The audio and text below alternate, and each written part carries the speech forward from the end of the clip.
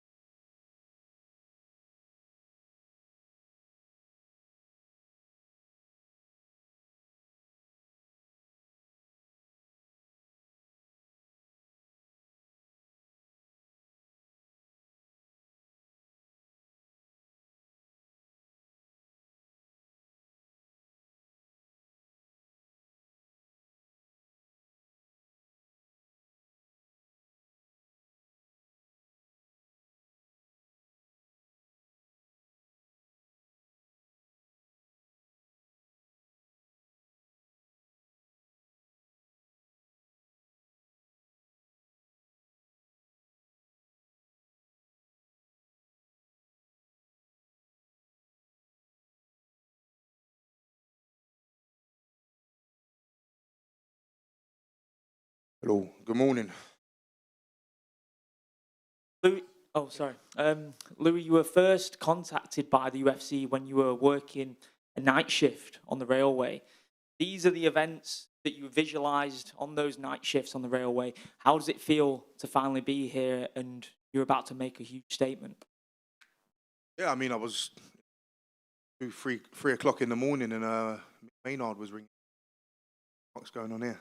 But yeah, I got the call when I was working, and ever since I started my MMA career, these are the type of events that I wanted to be involved in. You know, especially being home in London. At the end of the day, I told Mick on the phone that night, and in the previous conversations, that I'll fight anywhere, anyone. Do it in London is great. So yeah. You've worked with the champ as well, Tom Aspinall, and the Aspinall team.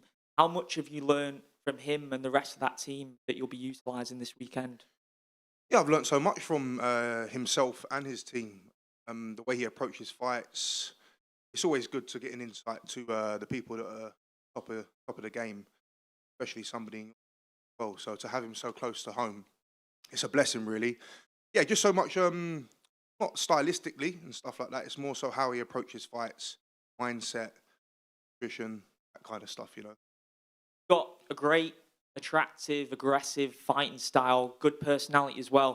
Do you feel like Are you saying good looking? No, I was saying attractive fighting style. I didn't. Oh, Yeah. pause. You've got a great fighting style, good personality. Do you think you're the guy to inject new life into the heavyweight division? Do you feel like the sense of duty for yourself? Yeah, there's always a sense of duty. I mean, look, everyone's talking shit about the heavyweight division at the moment, and you know, in past, the heavyweight division is the reason why people want to get in the seats and watch. Really, yeah, I'm the type of person. I'm explosive. You know, I can talk some shit, and my fighting style is exciting. I don't think I've ever been in a boring fight. Really, I'm thinking back now, but yeah, I mean, these are the type of people you know you need in the division, and it's lacking it a bit at the moment. But with a few signings, I'm sure division someone like me. Perfect. Thank you. Birgir Guðmundsson from MMA News in Iceland. If everything goes perfectly for you on fight night, what does that look like? If everything goes perfectly, I mean, what is a perfect night? I don't think we live in an ideal world. But in an ideal world, as soon as I clean Brando out, I mean, yeah, I'm looking at that sort of top 15 again. You know, I came in and fought someone top 15 on my debut. It didn't go my way, but yeah, I'll fight anybody anyway. I know it's cliche, but perfect night would be good finish, and then whoever wants it next anyway. Okay. Do you expect this fight to be more technical or an all-out war? I think as heavyweights, we always think it's going to be technical, but to the people watching on the outside, it's probably going to be a slugfest. I think it's going to be a good first 5 minutes. Okay. Do you have a message for your opponent? Ready. Brilliant. Louis, over here. Yep. You fought in some of the major organisations outside the UFC. What has been the biggest difference now you're inside the UFC fight week, leading up to the fight? What's the biggest difference being in the UFC for yourself? The UFC is the pinnacle. Obviously, people say that, but until you get here, you realise that in terms of the way they treat you. They bring the PI, the hotels, preparing your food and things like that. It's just the way they look after you. That's the ultimate difference I see of organised. And the O2 crowd on Saturday is going to be electric. And obviously, you're She's electric. Thank you for that.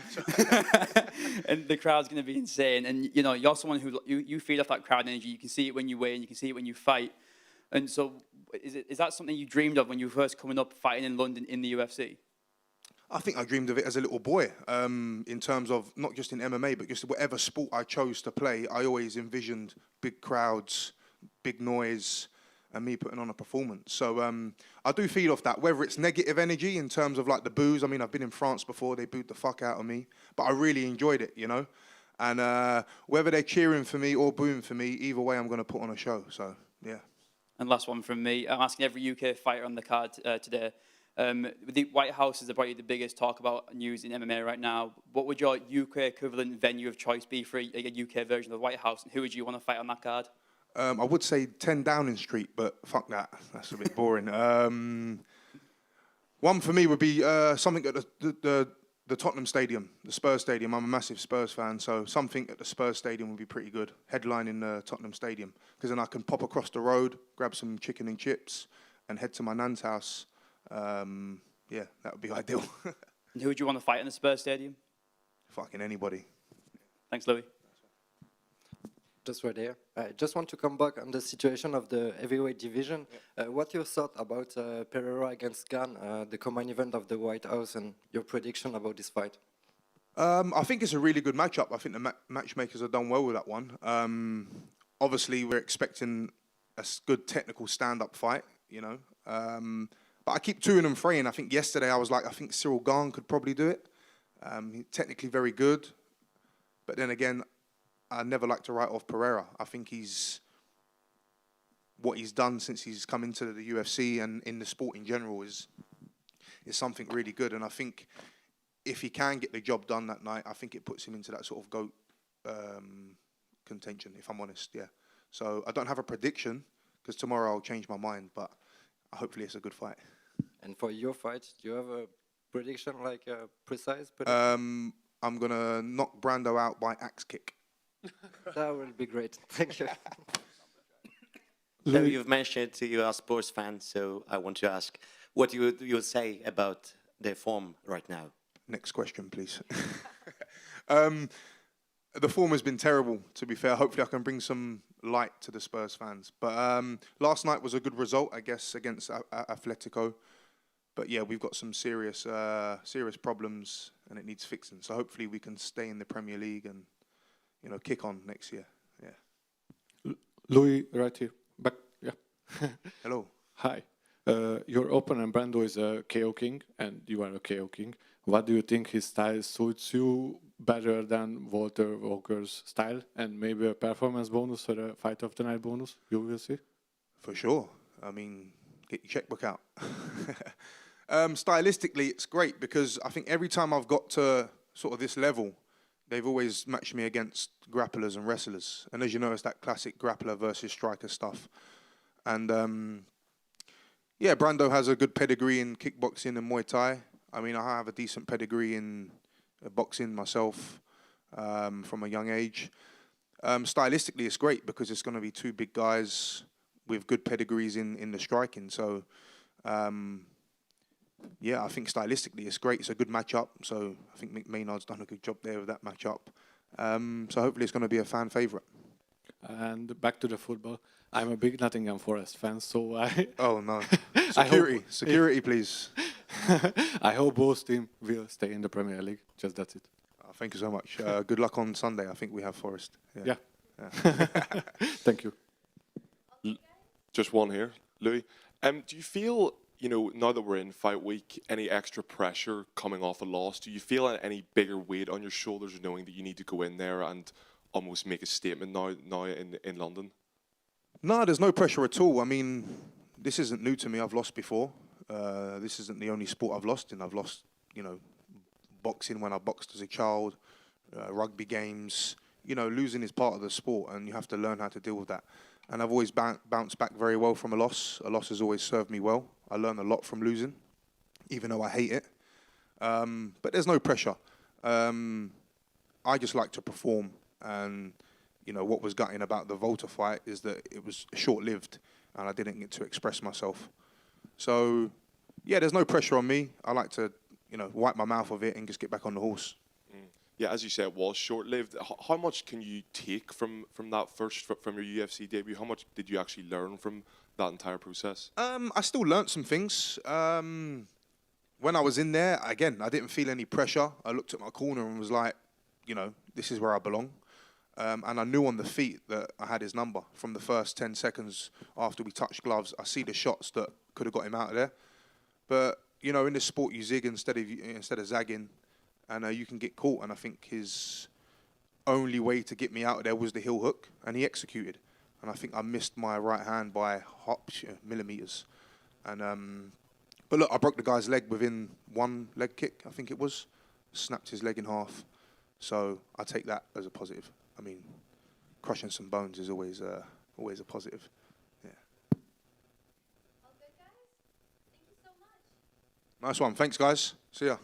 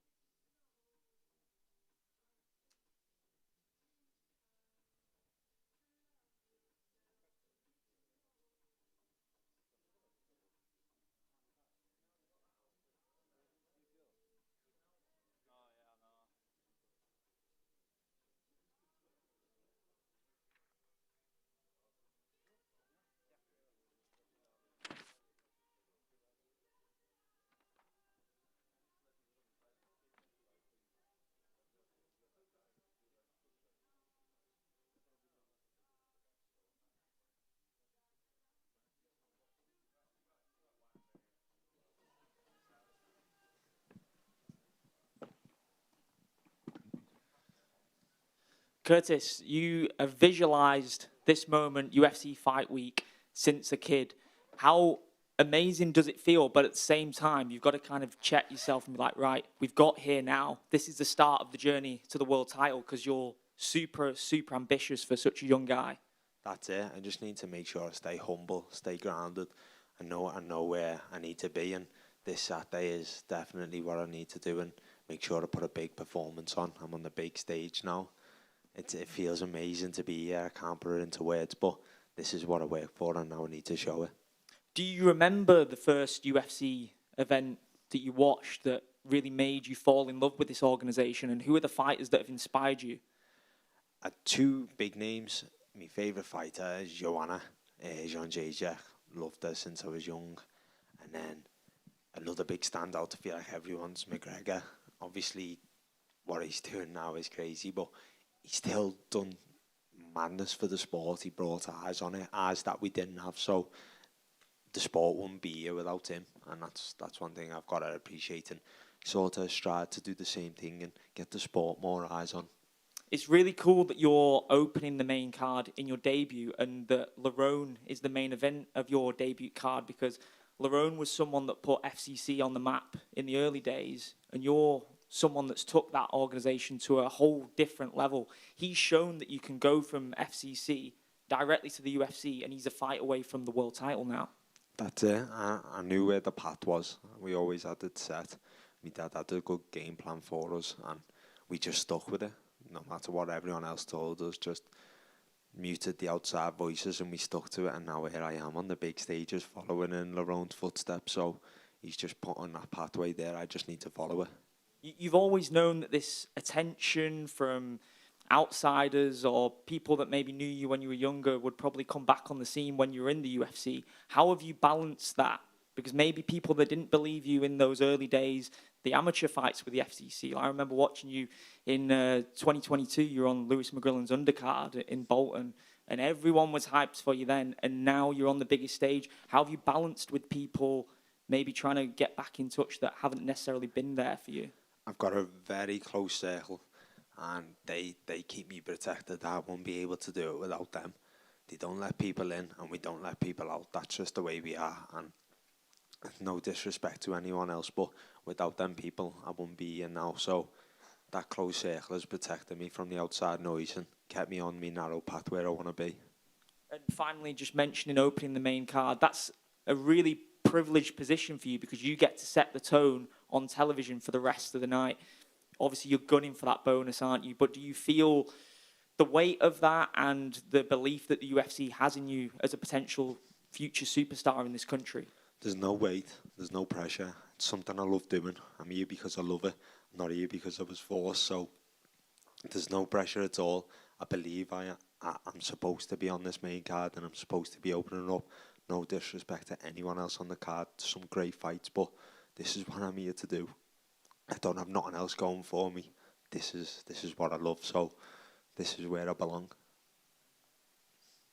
You mentioned about Joanna Jędrzejczyk, so I want to ask, do you see her coming back and you will think she can do something, or you can see some matchup legend? If yes, with who? I'm unsure about Joanna's return. I think if she does, great, but if she doesn't, great. She's done a lot for the sport, so her career was amazing, and she's had some great fights, great publicity, so it's a bit of a sticky one. I feel like if she wants to come back, it's for the love of the sport. You will see some matchup? Oh, maybe we run it again with Yang. That would be a banger. I mean, I know she's a lot more active, so it might be different, or another Rose fight would be great. Over here, you're debuting. Your opponent has had 3 fights, decent competition. Of course, a great opponent in his last fight, went 3 rounds against Kevin Vallejos, who people are already talking about as possibly a future title contender. Do you feel that gives your opponent some edge in this fight? 100%. He's got 3 fights in the UFC. He's a solid opponent. Respect Danny, and that's why I believe I should be on the main card. Danny's got a good position in the UFC. He's had some good fights against good people, but I'm going to show levels on Saturday. Okay. What do you think is the biggest danger your opponent brings into this fight?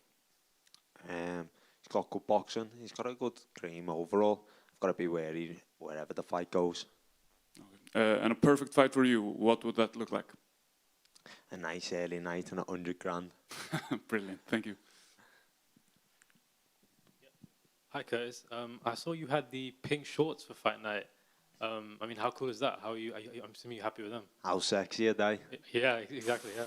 I mean, I was over the moon to get them pink shorts. Big Hunter pulled it out the bag for me, so can't appreciate him enough. Yeah. But yeah, it was crazy seeing them. I know obviously there's been some controversy with it, but for me, that's where they belong. Get the hot pink tighties on. I just wanted to say, obviously a couple other scouts on the card in Shem and Luke. So I mean, is it pretty cool for you to share your UFC debut with those guys? Yeah, definitely. I've got all my team here, so it's nice to have them around. But they're also familiar faces. You know, they're from the same city, so it's nice to share a card with them. We're having a big, massive Scouse army come down for all of us, so we're going to blow the roof off. Cheers, Curtis. Thank you. Curtis, just here. Liverpool seems like it's currently on a hot streak of producing like some of the best fighters in this country. And I'm curious, who do you believe is the next star to come out of Liverpool? Oh, there's a few bangers, you know. I'd probably say one of the boys, Conor Walsall, Charlie Barmer, 2 killers coming up. And then if we're talking younger generation, there's 2 little killers, Dylan Irwin and Liam Mulligan. Scary young generation. I'm asking every UK fighter on the card today. Obviously, the White House is probably the most talked about event in MMA right now. What would your choice of venue be for a UK version of the White House, and who would you want to fight on the card? I'd fight anyone on the White House card, definitely. I mean, there's other cards around that time though that do look tasty. So maybe leave the White House this year because can't lie, there's sets on other things. And last one from me. Obviously, you're 23 years old, unbeaten, and you're making your debut on the main card. That's got to feel like a surreal moment. What was your immediate reaction when you saw that you were on the main card? I got a little text off my manager Tim, and it was just like it was in the air. It weren't set, and then UFC Europe released it, and that's how I found out that I was on the main card. And one of them, it's just a speechless moment and just a big smile, ear to ear. Cheers, Curtis. Thank you. Curtis, right here, back. Hey, thanks. How do you feel about getting the pink custom short on your first fight? I think that shows the UFC has a big confidence in you. Yeah, definitely. I feel like it means a lot, and they're putting the time and effort into me to get these pink shorts. I was made up seeing them in the changes, so just need to make sure I shine in them pink shorts on Saturday. Thank you. Thank you. Nice on the boys.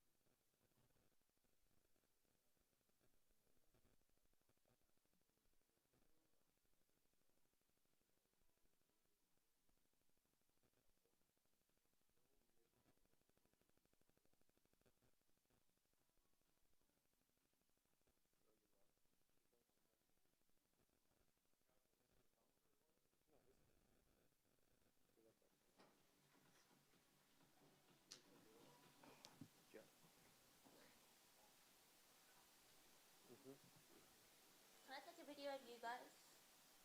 Just to say hi. Yeah. You ready? Is everyone? Hi. Thank you.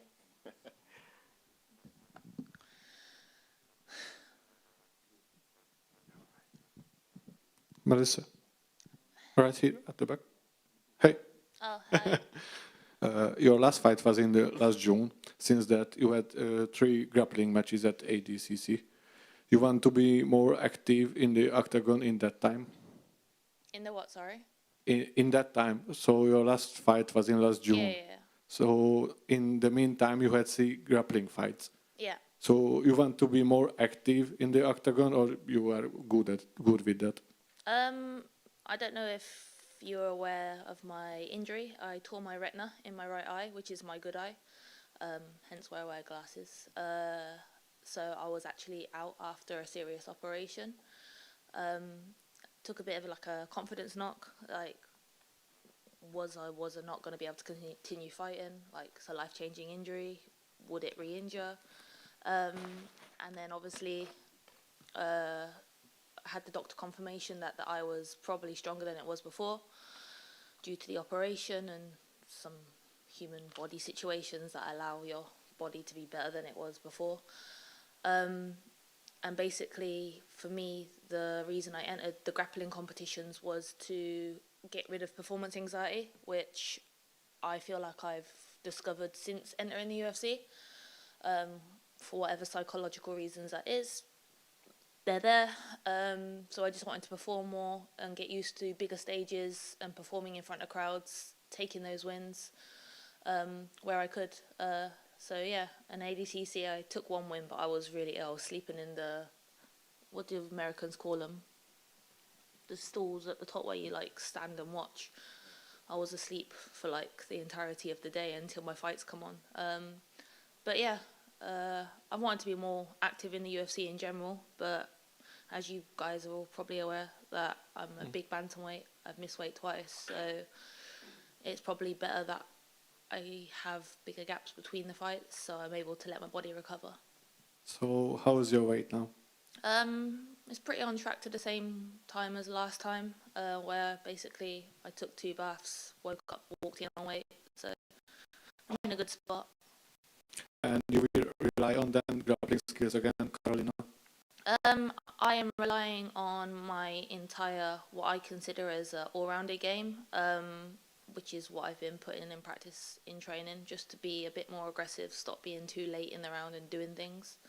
I just want to put what I put in training in the cage. Like, the performances that you've seen,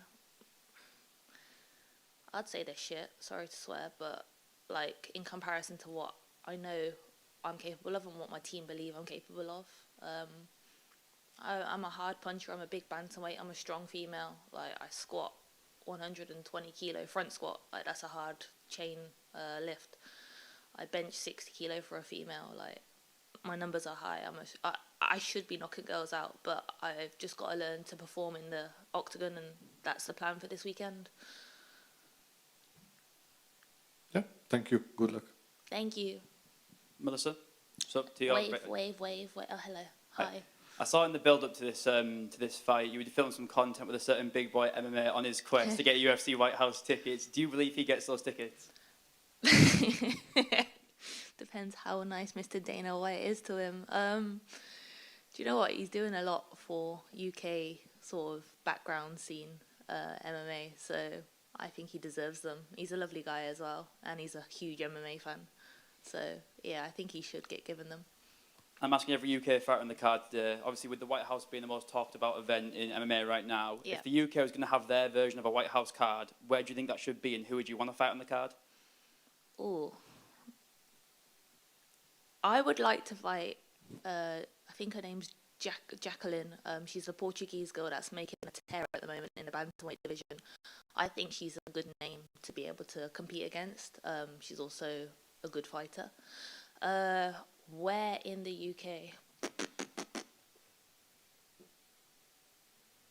I think Oxford, where my birth town is, would be a good shout. It's got some beautiful scenes. People love visiting there. Maybe it being done where Hogwarts was filmed. Pretty cool. Thank you. No worries. Hey. I want to ask, you said in the UFC Q&A that you are frustrated about this. You can't show in the cage that you are doing on training. So what the reason is? So I think it's hard to pinpoint it. Like being in the UFC is a huge pressure. It's like the pinnacle of any fighter's sort of career, you know. Like to get a loss on the stage is massive. Like in the flick of a switch, they'll just cut your contract if they don't like you, if you don't perform. I mean, I've not been knocked out. None of my fights that I've lost have been not interesting, but they've not like been boring, if that makes sense. And the fights I've won, I've finished both of them. I think in the first minute, I just gotta go. Like I can't allow myself to watch the fight. I can't allow myself to watch my opponent, which is what I found in my last fight. If me and you were fighting right now, I'd throw a jab, and then in my head I'm like, throw a cross, but the cross wouldn't connect. Like in terms of from here to here, my arm's not doing anything. So it's just crap. So I've been working with Micah, the PI sports psychologist. A lot of the fighters work with him, and he just put me on different rhythms and mindsets like resets, intentions, pillars and stuff like this in order to experience those during fight camp in order to be able to put those in the cage. So there's going to be a lot of like just mindset building that's going to be coming into play into the cage. Like allowing myself to develop that has been key. So do you think sometimes mindset and training your head is even more important than sports training? Oh, 100%. Like, it's unnatural, you know? Like, we train because we love it. We do this career because we love it. Like, not many people like getting booted in the calf or dropped in a fight in front of thousands and millions of people watching, you know? So there's got to be something else behind it, and mindset's the other thing that links everything that makes your body work. So yeah, I think mindset's a huge thing. Plus, if you want to knock someone out, you've got to go for it. One question over here. You mentioned wanting to fight Jacqueline Cavalcanti. She's ranked number 10. With an impressive win on Saturday, are you expecting a ranked opponent in your next fight? I will take whatever. Oh, this is so cliche, but I will take whatever the UFC gives you. You can't say no, otherwise you become just another number. So, in my opinion, if they offered me Jacqueline, I would say yes. I have to say yes, but I doubt that they'll give me her. So, if they gave me a ranked opponent, and I've floated in the top 15 in and out, but because I'm an inactive fighter compared to a lot of the fighters, unfortunately, I don't get to fight as often, so I don't get to like rise as quickly. If they give me a ranked fighter, yes, I would take it, and yes, I would like it because it only gives me accreditations and it gets me more noticed to be put higher forward in the cage, like to fight higher ranked people as I go on. Brilliant, thank you. No worries, buddy. Hi, Melissa. Hello, over there. Oh, yeah. Obviously, serious eye injuries are becoming a bit synonymous with British fighters at the moment. I wondered if you've had any contact with maybe Michael or Tom over it and over your recovery. I have. Michael, funny connection. Michael's got a really good friend called Daz, who's a referee coach / judge in Muay Thai scene of UK. So I know Daz through my coach Pindi, who's a Muay Thai legend in the UK. And he put me in contact with Michael, and Michael dropped me a DM, and he just kind of solidified kind of how to take the recovery of the injury seriously, but to know that I was okay and so on and so on. Like a really kind gesture for him to, in that moment, especially in the first 8 weeks of recovery, to hold on to, you know. And he made his career continue after some madness. So, yeah. Not Tom Aspinall, though. I was going to ask, because obviously Michael went on to do very, very great things with that eye injury. Does that sort of, you mentioned your performance anxiety, does that act as sort of inspiration that you can still go on and achieve your dreams in this business? Yeah, as soon as I knew I was recovered, it was a lot easier. Initially, as I mentioned, like it was like, is this make or break my career? You know, I'm 34, 35 this year. I'm not a mum yet. Would like to be a mum one day. I own my own kids' academy levels, mixed martial arts in Coventry. I've got a career beyond the UFC. I'm a person beyond the UFC. So like, do I risk it? Is it worth it? And for me, at that point, it was 50-50. Like, was my career over? I didn't know. But once sort of I started training on it and training again, that's when I knew I couldn't leave yet. It wasn't over for me. So hopefully I'll be on to bigger and better things. And yes, at that point, when I had that sort of information from Michael, it gave me sort of a hope, a glimmer, something to hold on to. Perfect. Cheers. No worries. Am I done? Cool. Right. Thank you, everybody. I hope you have a good interviews with everybody else.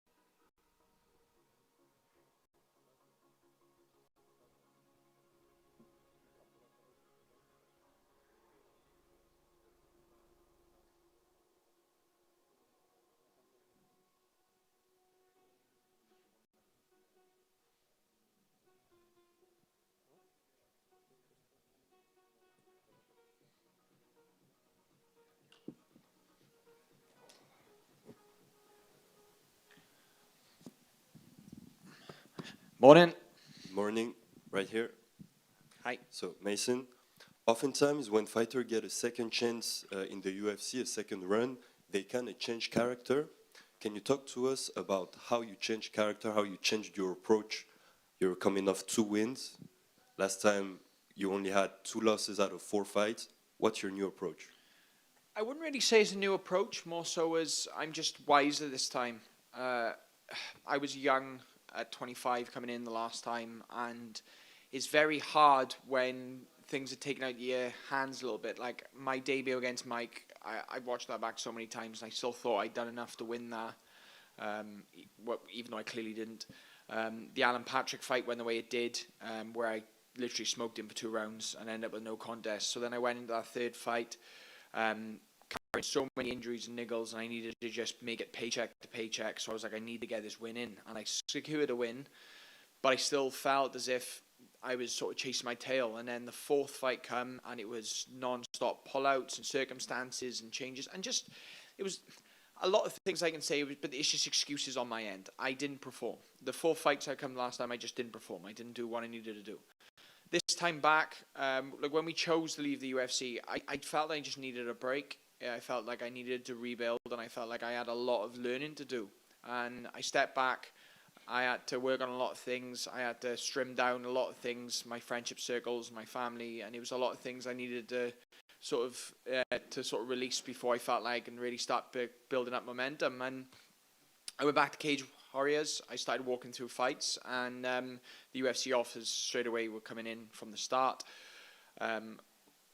And then when it worked out the way it worked out, because before Jeremy Stephens, I got offered two UFC fights before the Jeremy Stephens fight, and there was another 1 or 2 I put my name in for that never worked out. So it was, the UFC offers were flooding in for 12 months, and then I took a fight. The opponent turned me down on 5 days, and then the Jeremy Stephens call came, and everything's just worked out the way it has. And it is definitely a wisdom approach. Like you asked what had changed. It's just I'm wiser the way I do things, the way I'm more patient now. I'm more laid back. Like last time we joked about it. Last time I was in London, it just, everything went wrong from the time I arrived. My mindset was wrong. The approach to the fight was wrong. I took on the Decline, who's a serious opponent, on 10 days' notice, and I'd been preparing for a completely different fight, and I went in there, and it's still a fight I should have won, and I fought it stupidly. So I'm just more, like I said, just more intelligent in a lot of things, wiser. Like intelligence is something you have, whether you have it or not. You're either intelligent or you're not. Wisdom is something you gain with age, and it's an experience thing. But it worked out so far, like you said. In your last fight, you had a tough start against Oki Bolaji. What kind of adjustment did you make, considering you ended up with the win, but it was a tough start for you? I was very unwell before that fight, so I lied to my coaches about it, but I've been struggling with vertigo before that fight, and I woke up and my balance was everywhere. I was struggling to stay on my feet. So, to be fair, there's a quote I always say, and it doesn't matter whether you're 100%, 20%, 30%, all that matters is you win. And Oki gave it a good first round, and as soon as the pressure started to change in that first, he started to break, and then I broke him in the second. For me, this is going to be clinical. I feel superb moving into this. My weight cut, as long as everything goes the way it should do, which we're all on plan to, because it's easy to say it's all going to go well, but until you start cutting, you never know how it's going to be. So as long as my weight cut goes well and I recover well, you're going to see a refined performance, and it needs to be. Axel Solar is no walk in the park. Axel Solar, toughest fight to date, easy. He's got an awkward style. He's intelligent. He hits hard. He's big. It's everything that will make it a fun fight. So I'm looking forward to it. Last question for me. Yes, You're sir. going to make your third fight since your comeback against Axel Sola. What's the best case scenario at the end of that contract? For me, there is nothing above Axel Sola. There's 4 fights on my contract, so I'll have one more after it. But if I try and look above Axel Sola, I'm going to end up getting taken off at the knees. I need to focus on Axel. There's things I want to do, obviously, like we've called this my third foundational fight. And I mean that by, if I beat Axel, my foundations in the UFC are set. That means I can start reaching and I can start building up and I can start looking at a number. And I'd love to get my face on a poster, even if it's an Apex one. Thank you, Mason. Mason, you said in a video that you released on Instagram yesterday that you really have to take the emotion out of this fight on Saturday based off what happened in 2022, last time you fought for the UFC in the O2. How do you navigate taking the emotions away? And is that a real mental win on Saturday as well? That it really means something significantly for you, because obviously you had a tough time after that fight in 2022. Absolutely. Like the amount of sort of backlash after London from people close to me, people around me, different things, and I had a choice where I was either going to give up or I was going to dig deep. And for me, I just felt as if I didn't actually got my legs going. I didn't feel like I actually hit my stride, even at a walking pace last time. Like my last 4 I did in the UFC, the first stint I had, every single fight I felt like I didn't deserve to be there. I didn't feel as if I was ever secure. Like I had fight the night in the debut, and the boys I trained with in Team Alpha Male, all experienced UFC vets, were like, "Look, you're fine." I was like, "No, I'm not. Like, if I don't win the next one, I'll be gone." And I haven't had that this time. Like, I beat Jeremy Stevens, and I enjoyed that fight, and I really let loose. The Oki Bolaji fight was a brilliant fight for my mentality, because I remember I had my fingers in the cage, swinging my feet, trying to warm up, and everything. I was sore. I didn't feel good. My balance was off. And I remember looking at Oki, and he was so pumped up, and he was in such good shape walking to the fight, and I thought, this probably isn't the best, the best time for me to be in here. And you've got to get through fights like that. And I showed that I'm tough, and I can grit through it, and that worst come to worst, on my worst day, I can still beat people on their best. And you're not going to see that Saturday. You're going to see me at my best. And it is going to be a massive victory for me. It's going to be my redemption for the last time, yeah.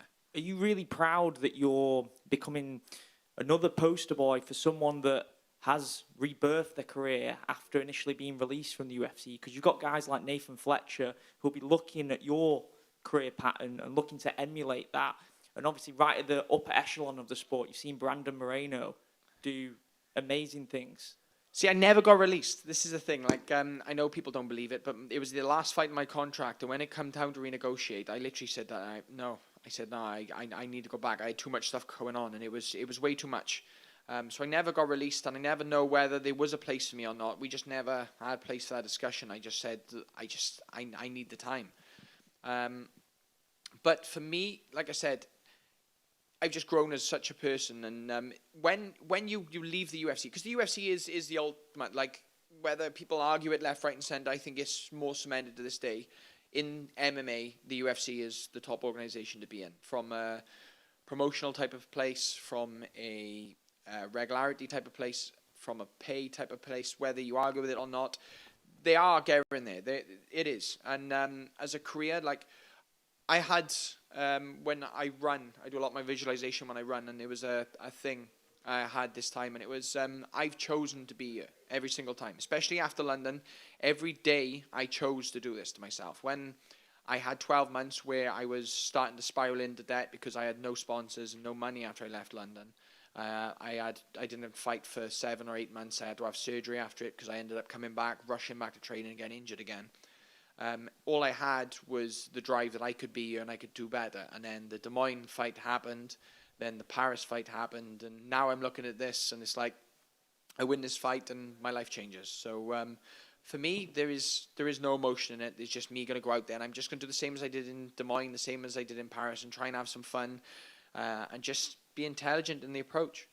And you feel that whole experience has been necessary to rebuild you into the fighter you are today? Well, what's the quote? Pressure is privilege, and for me, it's just making me a better person. And like I said, I chose to do this. I chose every day. Every day when you wake up and it's a bad day, you choose to do it. Like, no matter what run in your life you're at, where you are, you need to realize that you chose to be there. They're your choices that made you and that put you in that place, and you just choose to find your way out. Thank you. Messenger's here. Hi. Oh, there we go. Hi. Sorry, yeah. You speak about your time in Cage Warriors, and many Cage Warriors fighters. I know they posted a video a few events back asking who is the greatest Cage Warriors fighter of all time, and quite a few people said yourself. What does Cage Warriors mean to you as a promotion? Because that's where you made your name coming up. And what is it? I know you still do commentary and stuff there, so you've got a lot of respect for the promotion. And when you look back and reflect on your time at Cage Warriors, what does it mean to you? So Cage Warriors was like my high school. That's the way I see it. It's my secondary school, my high school, my school days. You learn all the way through it, and they sculpt you into where you need to be. For me, I was on a tear the first time through, and I thought I could take that into the UFC, and I did. I did very well. I just didn't quite, like I said, hit my stride, and I didn't feel relaxed in any of my performances. I didn't really enjoy any of the fights I have, and I've enjoyed fighting since I was 7. So it was just a lot of stress, a lot of pressure behind it. And this run, I haven't felt that. This run, every single time you see me laughing and giggling. And even the hockey fight, my coaches come into the corner at the end of the first round. And the first thing I said was, I don't feel great. And they started laughing at me. And they said, well, you're in it now. Strap down and let's get it going. And we just laughed. And you can watch it back and see Bisping says Hockey's corner was kicking off, even though he won the first round. And my corner were just laughing at me. And that's the approach we have. We're just here to enjoy ourselves and be wise and smart and take the emotion out. Like I was saying, it's like I go out there and it's to be a scalpel. It's not to be an anvil. It's not to get hit against and to prove that I've got a good chin. I know I've got a good chin. I don't want to do that. I want to go out there and I want to decapitate someone in the first few exchanges. I want to be skilled. I want to be tight, and that's what we're going to show. You spoke about choosing not to re-sign with the UFC. That's something that's very rare. It doesn't happen very often. At that time, did you realise how big of a gamble it was, and was that a hard decision to make? It wasn't so much that. It was just the UFC is the best of the best, like the little 1%. So you're going in there, and it doesn't matter whether they sign someone. I fought David Onama on 10 days' notice. Like they told me they're signing someone at featherweight. You'll walk through him. He's nothing. And then I fought David Onama, and it was just like, and look at David's career so far. David's done amazing. So it's like, you never know you know every single fight's going to be a serious test every single time, and they're only going to get harder. And I'm looking forward to it. I am looking forward to it because the more momentum I build and the harder the opposition I fight, the better I'm getting, and the more refined version you're going to see. And for me, like, I look back at my Cage Warriors days, and even when I left the UFC, I went back to Cage Warriors. I never once had to think of this fight is going to be difficult to do this. I hardly even looked at my opponents. I looked at them, did literally 10 minutes of breakdown, and was like, yeah, I'll walk that. And I walked them every single time. The only fight I didn't was my last fight in Manchester, and that was because he said in an interview that he was going to make me wrestle him. And I was like, okay. And then you've seen the Michael Patagnani 3-round war. So, yeah, I enjoy fighting. I love fighting.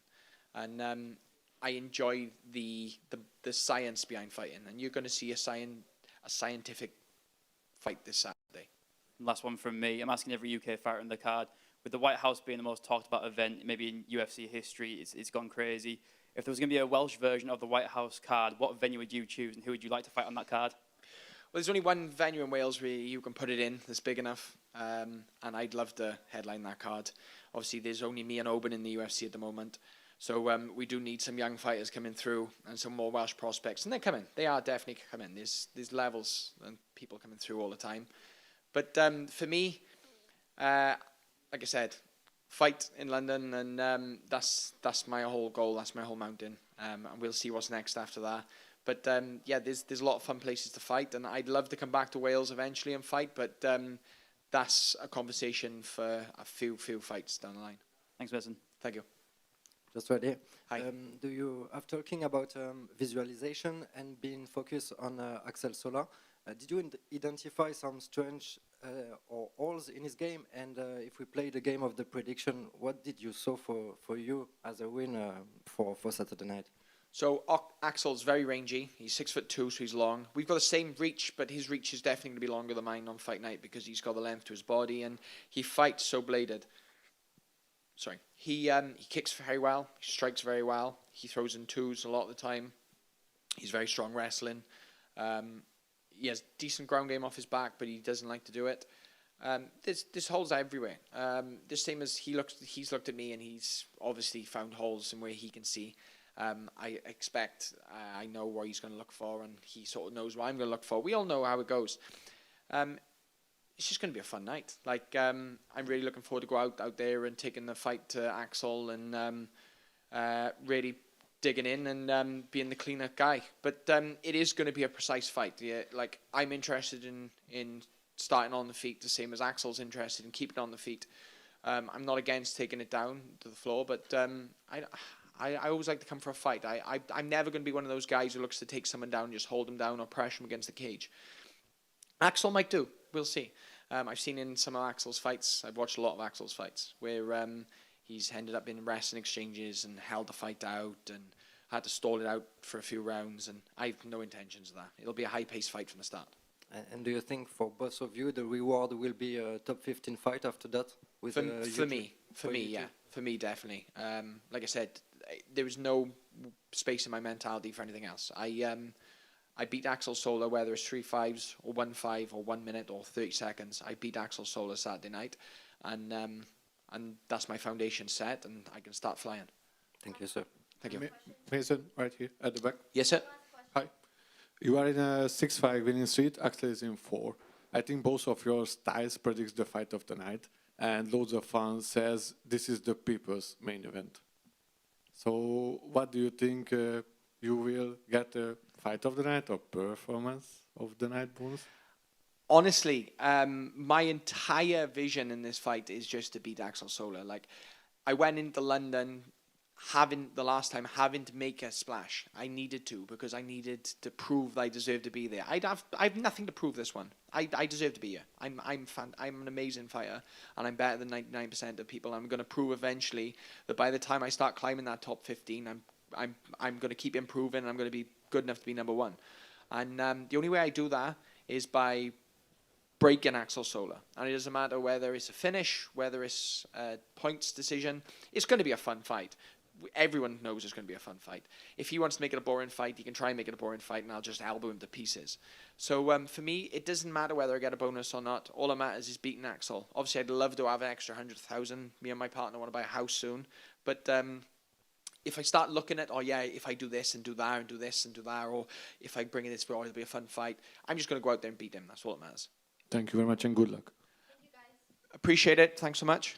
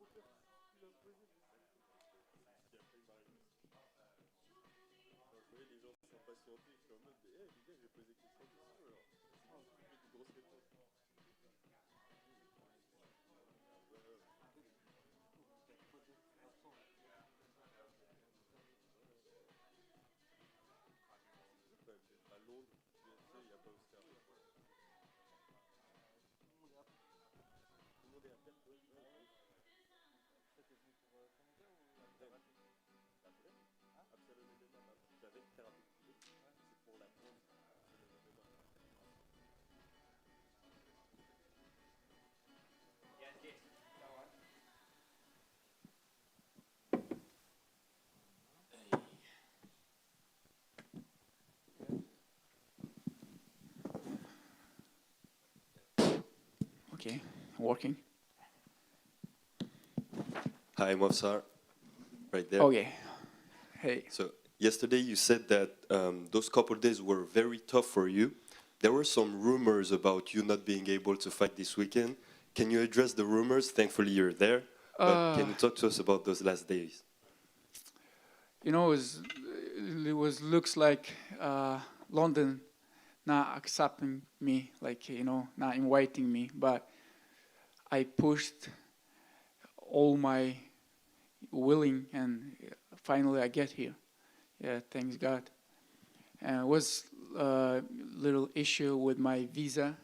You know, it was literally, I just go to an embassy and ask the main guy who working there, just please give it to me, because now all my career depend on this visa, and they help me, and this is the only thing what helped me with my visa, to be honest.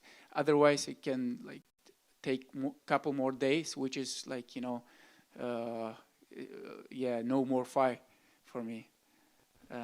But I'm here. I almost finished all this media because I came late, and I think couple more interview, and I'm good to cut weight and fight.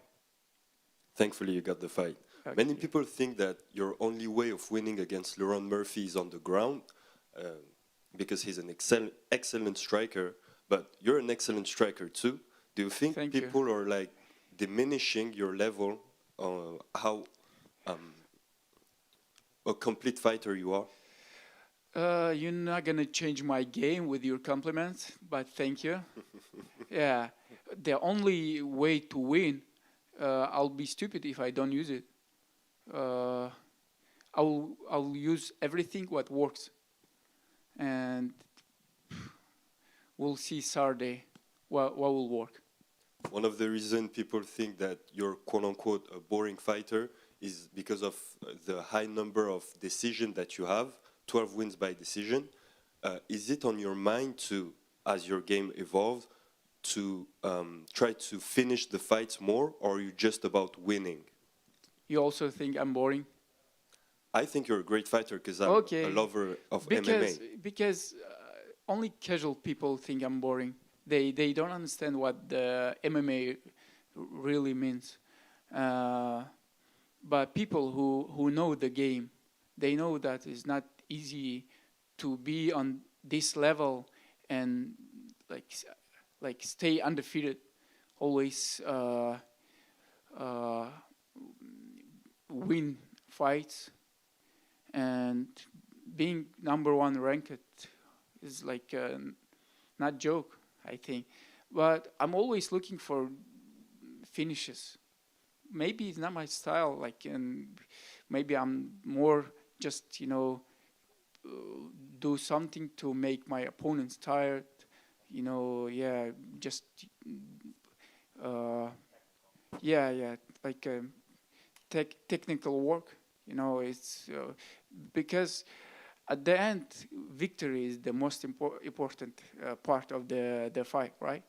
So, okay, if I have finished, but I didn't win, like if my opponent finished me, maybe my fans will be happy because it's like a first finish, but not from me. I don't accept this. Thank you, Mofsar. Good luck. Thank you. Just right here. One of you guys will lose their invincibility in this fight. Does this value had some pressure to you, or you don't care about the 0 on your record? I never care about this because I know victory or loss from Almighty, and I'm glad to take all he gave me. But what I can do, push myself in training camp, do everything in the right way. So at the end, I'll make sure that I did everything correct. But the results only depends of Almighty. Thank you. Over here. If I'm not mistaken, this is your first 5-round fight in the UFC. Your Yes. opponent has gone 5 rounds twice against Josh Emmett and Edson Barbosa. Do you feel that gives him an advantage? No, I don't think so. I had 5 rounds fights before UFC, and I have 10 rounds sparrings like twice a week since I began my career.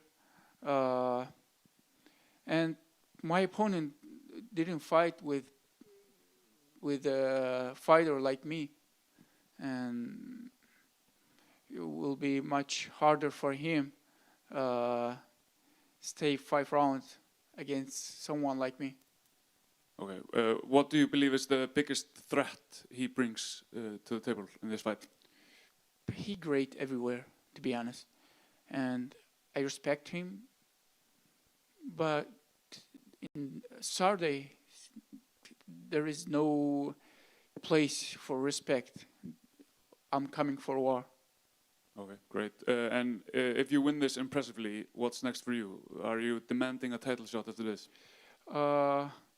Let's win first, then we'll ask Big Boss what's next. Because now we know, like last year showed us that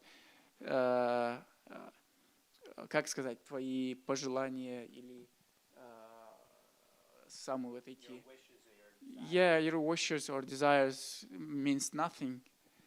Business working, so we're doing what better to make bigger money, like is a slogan of Big Boss of UFC right now. Do you have a message for Liron? No. Okay, fair enough. Thank you. Мовсар, привет. Давай немножко на великом и могучем. Во-первых, и эксперты, и болельщики называют ваш бой, если не мисс-матчем, то прям уверен в твоей победе. Согласен ли ты с таким заявлением? И твои последние приключения с визой, насколько это пойдет тебе в минус? Или все окей? И многие. A lot of fans are saying that this is a mismatch. Everybody's pretty much sure that you're going to win. And second of all, the issues that you had with the visas, can you talk about that one? I don't accept this. Okay, на русском, да, сказать? Да. Я не принимаю вот эти разговоры насчет того, что я уже заранее победил, потому что, наверное, многие говорили, кто с ним дрался, что там можно выиграть его. Но они проигрывали. Мой оппонент, как и я, без поражения. И, возможно, сыграло то, что его соперники в какой-то момент недооценивали его способности. Но я не намерен совершать такие ошибки и никогда таких ошибок не совершал. И впредь, даже в следующих боях не собираюсь. И вот это, наверное, и отличает меня от других бойцов, то, что я максимально, будучи уверен в себе, максимально делаю причины для того, чтобы подойти к конкретному бою. А насчет проблем с визой, были сложности. Если честно, были моменты, когда я думал, что все, уже бой не сохранить. И очень сильно за это переживал, но все это позади, и я не думаю, что мне это как-то сыграет в минус, потому что я не настраивался так, что вот какие-то моменты, как проблемы с визой или то, что что-то идет не по плану, как-то меня бы надламывало или отталкивало назад. Все, у меня была цель, к которой я уверенно иду, и вот эти все сложности, они как-то тоже только подкрепляют, я считаю. You know, when it comes to the mismatched conversation, a lot of people say that, oh, you've already won, or, you know, people like that said that before, and then look at all the other opponents that he had. All the other opponents must have said that there's keys to victory, but still he's undefeated, right? So everybody who said that they could win and they know the keys how to win ended up being defeated by him. So I think what separates me specifically from other people that he fought is that I don't go ahead and say anything like that. I specifically dissect my opponent. I study him. I find out ways. I find out strategy, find out keys to winning him. And then I go out there and I do my work. And when it comes to visa issues, yes, there have been visa issues, obviously. Everybody knows about this. And there was moments at one point where I thought, this is it. We're not going to be able to save this fight. I'm not going to be able to make it there for the fight. But thankfully, all of that is behind us. I'm here. And none of those issues have at any point taken me away from my goal. I have a goal. I set it. I'm here to achieve it. Жан Силва вчера сказал, что он прилетел в Лондон, он здесь в отеле, он сказал, что вне зависимости от вашего боя он подписывает контракт на бой с Волком. Как тебе эти слова? И как считаешь, это правда? Jean Silva arrived here yesterday. He's in the hotel today. He said that it does not matter what the outcome of this fight is. He's here to sign a contract to fight for the belt. What do you think about those words? I think it's great news for him, if somebody else believe it. Отличные новости для него. Если кто-то еще верит в то же самое, что и он, вообще круто. И последний вопрос. Вчера разговаривал с Ромой Долидзе. Он уверен в своей победе, желает тебе удачи. Он дерется в твоем карде, тоже с англичанином, как и ты. Что думаешь по поводу его боя, если следишь за его дивизионом? And lastly, spoke to Roman Dolidze yesterday. He's a big fan of yours. He's going to be rooting for you. He's also fighting on this card. He's also fighting an Englishman in London. What are your thoughts about his fight? I don't know if you pay attention, and what do you think is going to happen? Я знаю Рому, хороший мужик, хороший боец. Ну, к сожалению, я не знаю его оппонента и не могу сказать. Я считаю, что будет правильнее, если вот националистические вот эти вот моменты, они вообще не будут касаться спортивной составляющей. Все, мы выясняем здесь только то, кто сильнее. Я думаю, это самый, наверное, интересный вопрос всей истории человечества между вот большими мальчиками, да, которые просто хотят посмотреть, кто сильнее, да, со времен гладиаторских боев. И все, мы просто играем взрослые игры. Здесь деремся, выясняем, кто сильнее, вот самым примитивным способом. Нет, я больше имел в виду, что вы приехали драться на их территории, только поэтому никакого его подтекста. Окей, ну я понял, просто многие тоже подтекст делают, и даже мои земляки любят вот все, там мы ингуши, там это, то, все. Да. Я очень горжусь этим, но как-то не должно мне дополнительный груз ответственности давать. Насчет того, что мы деремся на чужой территории, я думаю, когда клетка закрывается, это уже наша территория. И там на меня никакого давления публика не оказывает. И я не знаю насчет других бойцов. Yes, I know Roman. He's a great guy. He's a great man, a good fighter. I know he's also fighting in this card. I know he's fighting an Englishman, but unfortunately, I don't know his opponent. So I can't really tell who is going to be better in what aspect, what areas he should be worried about. And then when it comes to, you know, us fighting Englishmen in England, I don't like to put any kind of pressure or any kind of thought to this. You know, I don't want to say that, I don't want to bring any kind of nationalistic things into it, you know, nationality or ethnicity. Yes, I am in Gush, I'm from Ingushetia, I am from Russia, and I am fighting an Englishman in England, but I don't think that should matter in any way. I think what's important is that both of us are athletes, and we're fighting to find out who is the strongest.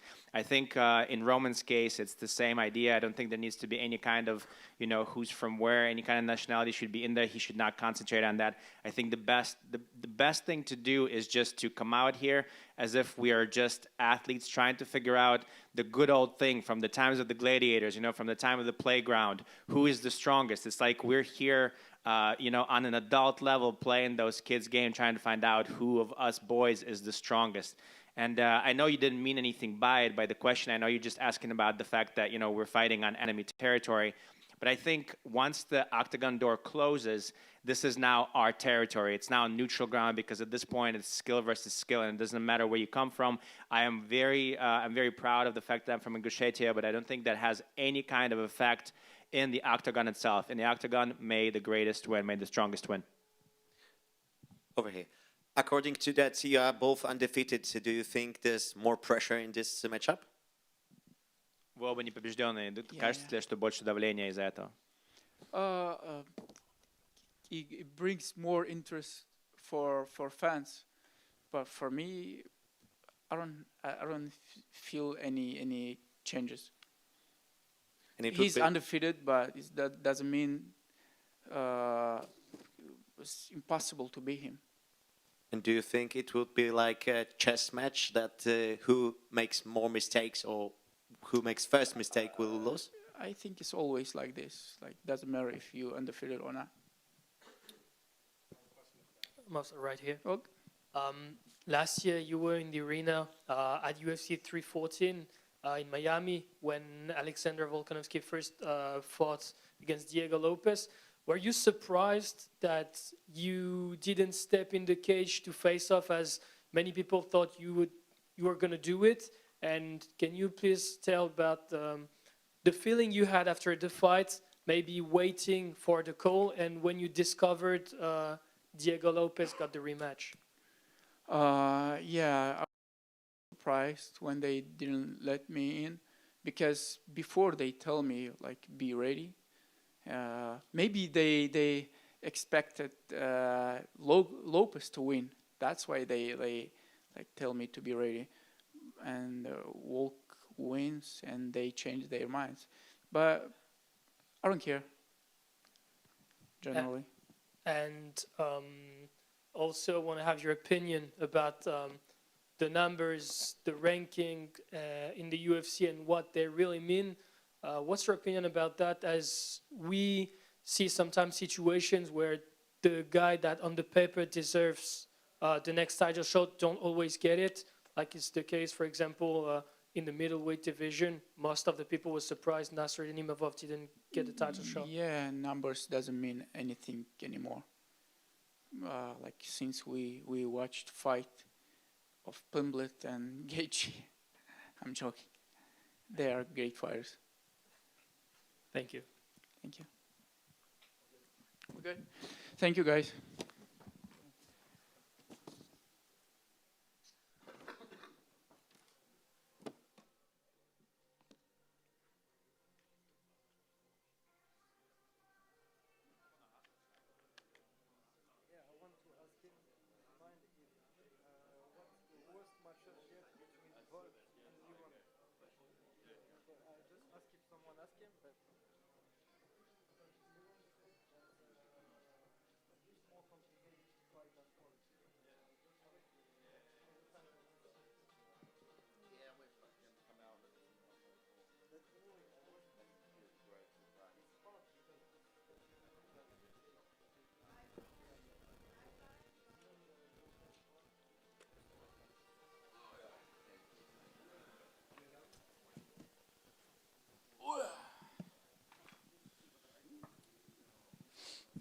Luke, this is something we've all been excited for so many years now, and to have your first fight with the UFC in London, the co-main event, how special does that feel? Your co-main eventing over guys like Michael Venom Page, really established stars. Yeah. The company's put a lot of trust into me to be co-maining on the second fight, and I'm going to show why they've done that, to be co-maining over so many names. It's mad, but I've got a lot of hate. I've got a lot of love as well for the spot I'm in. But yeah, I feel like it's going to be one of them you look back on in future time, and you realise why the UFC have put me as co-main on Saturday. You are very tunnel visioned and low key. As long as I've known you, you've just turned up for fights, delivered absolute masterpieces, either knockout of the year or fight of the year. How different has it been since joining the UFC? I've not had a chance to ask you what that debut experience was like in the locker room. Was it any different in terms of the nerves and excitement? And what is a UFC fight week like for you? So much media, which you're not necessarily used to. Like you've said, I've always been laser focused, kept myself to myself. I've just always lived by the code, stay down until you come up, and I'm not up yet, so I'm staying down for a bit longer. In terms of difference, yeah, media, obviously getting noticed a lot more. In terms of fighting now, I've always said, apart from the walkout, the bigger crowds, once you're in that cage, it feels no different to me. Feels exactly the same as my Cage Warriors fights, really. Once the octagon door is locked, it's all the same. And we spoke about this before the last fight as well, but it's so cool to have you here, co-main event. And I came to the gym August 2024 when things weren't so bright, when the contender wasn't happening, you didn't know where your future was heading. When you look back at moments like that, when we were saying, look, patient, it's going to come, is there an element of being emotional, or did you not even let that come into play because you knew it was going to happen anyway? Yeah, I always knew it was going to happen. I look at that one in the sense of the path I was on. What happened, it was just a bit of fog on the path. I was still staying on that path, but it was just a bit lost. I didn't know. It was fogged up a bit. It was just a bit, but then it finally cleared and I could see ahead again. So, yeah, I'm just made up to be finally in the UFC, have me debut the way it did, and now being co-main in my second fight. It's unbelievable. Final one, that has actually created a pretty cool storyline because you were meant to fight Kevin Vallejos. Yeah. He just won at the weekend. Yeah. He looks to be a megastar in the making, just like you. It really does seem like that could be a Paddy and Ilya Topuria 2.0 with you guys. Yeah. Do you see you both fighting for a title in the future? 1,000,000%. Maybe, yeah, title or not, before the title for the very top spot in the division. It's set up a lovely storyline, as you've just said. And it makes it even better for me because everyone's on his side now. He's beat a few more names than me. He got in the UFC in 24, but I should have been in the UFC in 24. So he's got a little head start, but look, don't worry yet. Me and Kevin are definitely going to meet 1,000,000%. You had a little back and forth after that experience of not having the fight with him in 2024. Is there still a bit of needle there for you? No, what it is now, it's just more the sense of, like I've just said, all the UFC fans think he's going to knock me out. And I know deep down, like in my heart of hearts, I will batter Kevin. So it's just going to be great when I finally show everyone. And I come in as underdog and, yeah, beat him up. Yeah, thank you, bro. Hi, Luke. Obviously, you mentioned co-maining in your second UFC fight, but I mean, co-maining ahead of MVP. Yeah. Is that out of pressure? Do you feel he's been a bit hard done by there, or are you just focusing on the fight? Being real, yeah, he probably has been. Being real, like I am real, that's what I like, being authentic, real. He probably has been hard done by. He probably should be the co-main. But look, I like MVP. I've just been in Thailand with him, funny enough, and I was speaking to MVP every day. First time I've met him, and so, yeah, he's a proper dude. So, yeah, being real, he probably should be co-main. But look, there's obviously whatever's going on. That made me look. I think that the thing is with the company as well, they're trying to build me, obviously, and it's guaranteed for the fans what I'm going to bring. Like, it's 100% guaranteed. That's why they put the trust in me. They know what I'm going to give the fans as co-main. So, yeah. And then, obviously, big win in Qatar on your debut. But, I mean, how's fight week been in the UK? Like, I'm assuming it's been a bit different to Qatar? A bit better? Qatar was probably a bit nicer, like, I'd say. Yes, this sort of like when you're stuck in a hotel in London. Obviously, I've done it before in Cage Warriors, so it feels sort of similar. Obviously, with the more media and stuff. But yeah, I like the sun a bit more in Qatar, but London's nice.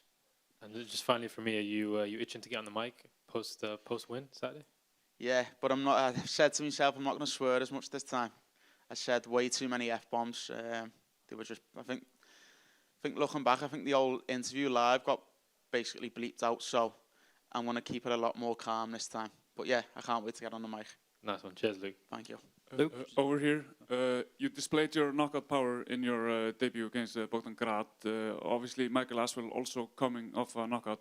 Yeah. You think we're going to see a banging, standing, striking fight, or do you think he'll be looking to take it to the ground? I kidded myself this time with Bogdan when he said he was going to come stand bang, hit me with elbows, knees, make it a bloody fight. Yeah, I do though. I think he is going to come stand. We've not seen him wrestle yet, I don't think. I've not watched his whole career that deeply, but I think in the UFC I don't think he has grappled once. So yeah, look, he's game, he's tough. I think he has in his mind he can come and outstrike me. So yeah, let's see. Do you think it's going to be a technical match or a war? He wants it a war, but it's going to just be a technical display of violence for me. It's going to be too quick, too sharp, and too smart. And if you win impressively, what will be next for you? And do you have a name in mind that you're going to call out? No names to call out yet. Obviously, like I've just said, Kevin, but he's a bit further down the line than me. So, yeah, no names. Whatever the company want to give me, I'm happy to take. What the fans want. Whatever the fans want. Okay, brilliant. Thank you.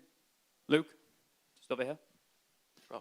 Your friend and teammate called this event the Scouts Takeover. Yeah. Yourself, Shem, and Curtis Campbell on the card. Yeah. How proud are you to represent the city of Liverpool? Yeah, so I'm from just outside of Liverpool, but I've been fighting out of Liverpool since I was 8, since a little kid, basically. So yeah, it is the Scouts Takeover to represent the city as I have done since I was young. And look, I've said in recent interviews that I just want to see the youth come through and just be motivating for them, basically. So yeah, it's going to be a good weekend for all three of us. You mentioned you want to see the youth coming through. Yeah. Who do you believe is the next star to come out of next gen? Because you've got so many good guys in the gym. Oh, as in like younger. Or One of each. There's too many.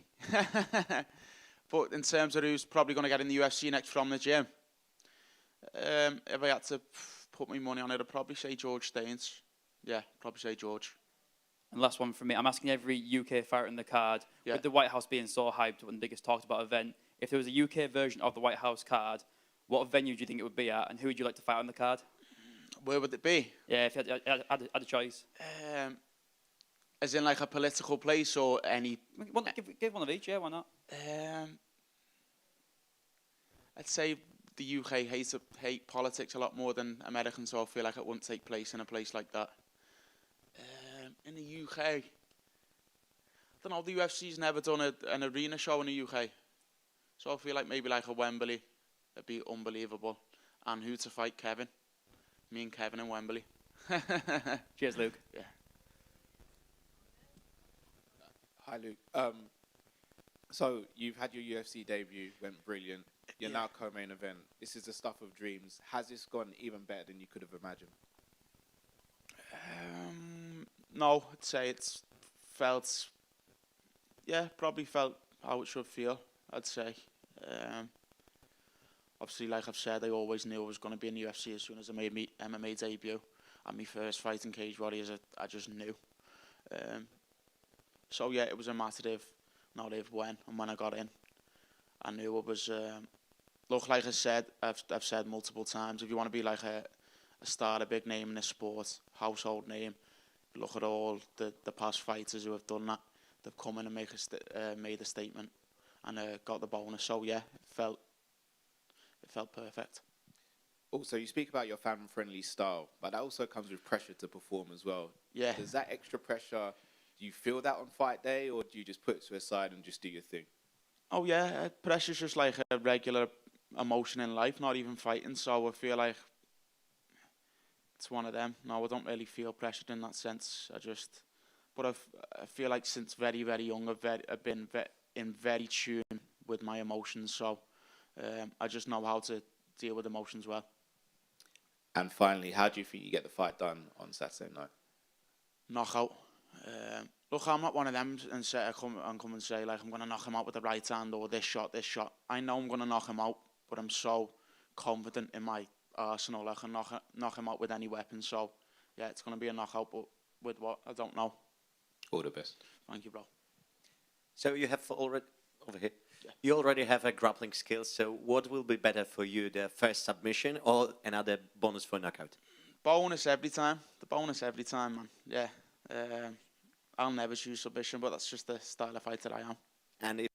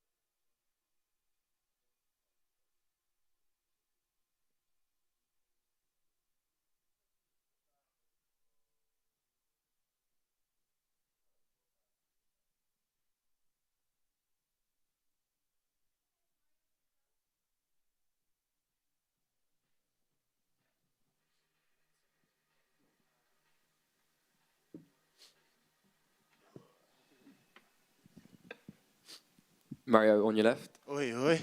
Good to see you, mate. You spoke to John Gooden about how you don't believe there's a home advantage in MMA.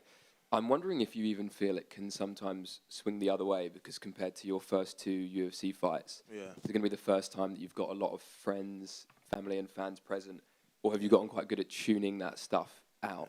Yeah, definitely, man. It's easy to tune that out. I don't take it in too much. I kind of disconnect from it, disassociate from it, and you know, I treat him like this is his home crowd. You know, this is war, man. So it's all the same. What's it been like in these days leading up to the fight? Have you noticed, obviously, more people around you kind of keen to have a piece of you, or are you trying to distance yourself a little bit and just kind of lock in? Distance myself, man. I act like I got something. You've also obviously had a couple of viral moments, one after each of your UFC fights so far. The first with that pep talk from Stu, not something that could be planned, but the interview after your second fight, you know, went down a storm. Have you got something planned for this weekend, and how important is it, do you think, to have these moments that keep you in the minds of fans? Yeah, it's got to be organic, man. The last one was just spirit of the moment, so I'm not going to force it. So we'll see what happens. Cool. Enjoy the rest of the week. Thank you, man. Mario, right here, in the middle. Yeah. Your original opponent, Mick Parkin, is withdrawing the fight. Yeah. When you find out, you were disappointed or whatever. A fight is a fight. I was definitely disappointed, you know, because I was preparing for someone very technical. It's annoying because Mick wasn't getting a lot of promotion, because he's actually a really good fighter, very technical, heavyweight. I think he was unbeaten before he fought Tybora, and it was a close fight as well. But these things happen. I've had pullouts before in other organizations, so you got to be ready for anything. And did you made changes in a camp? Yeah, a few changes, but still the same. And you are undefeated 11-0. Yeah. And you had 2 wins in the UFC, but at the latest ranking refresh, you dropped out from the top 15. And I think that is a bit confusing. But You're saying I dropped down? Yep. Okay. And do you deal with it or whatever? No, I don't care. Yeah. Just someone show up, I'll punch you in the face. That's it. Thank you and good luck. You fought already with Austin Lane. He's now fighting in light heavyweight. In light heavyweight with Ivo Baraniewski. So, What do you think about this matchup, and how do you feel about Austin in light heavyweight? Honestly, I don't know how he's doing it. I'm surprised because when I fought him, it was a juggernaut. His hands was as big as my head. Literally, it was, oh my God. When he hit me, my body shaked. So I don't, fair play to him. If he can make the weight, I know he looks slim. You know, it's a big cut to make, but, you know, we'll see what happens. He'll definitely have the size advantage because even at heavyweight, he was a big heavyweight, so, you know. And do you saw last fight of Ivo in his debut? Yeah, I did. Yeah, he's very, very, you know, he's got hard hands. But I think he's a good grappler as well, so. So how do you see this matchup? I don't know. Someone's getting knocked out. Thank you. Mario, just here. Yeah. There's been a lot of discourse around the heavyweight division, and with yourself being only 28 years old, 11-0, do you believe that you could only be a few fights away from getting a top 5 opponent because there's not a great deal of names at heavyweight right now? You've got the guys who have been around the top 10, top 15 for so long, kind of holding up spots. Do you believe you're that fresh blood that's going to surge his way into the top 5 with a few quick victories? Yeah, potentially, man. Now you get guys like jumping the rankings, going from 15, fighting people ranked in the top 5, but I just want to get the experience as usual, get my cage time, you know.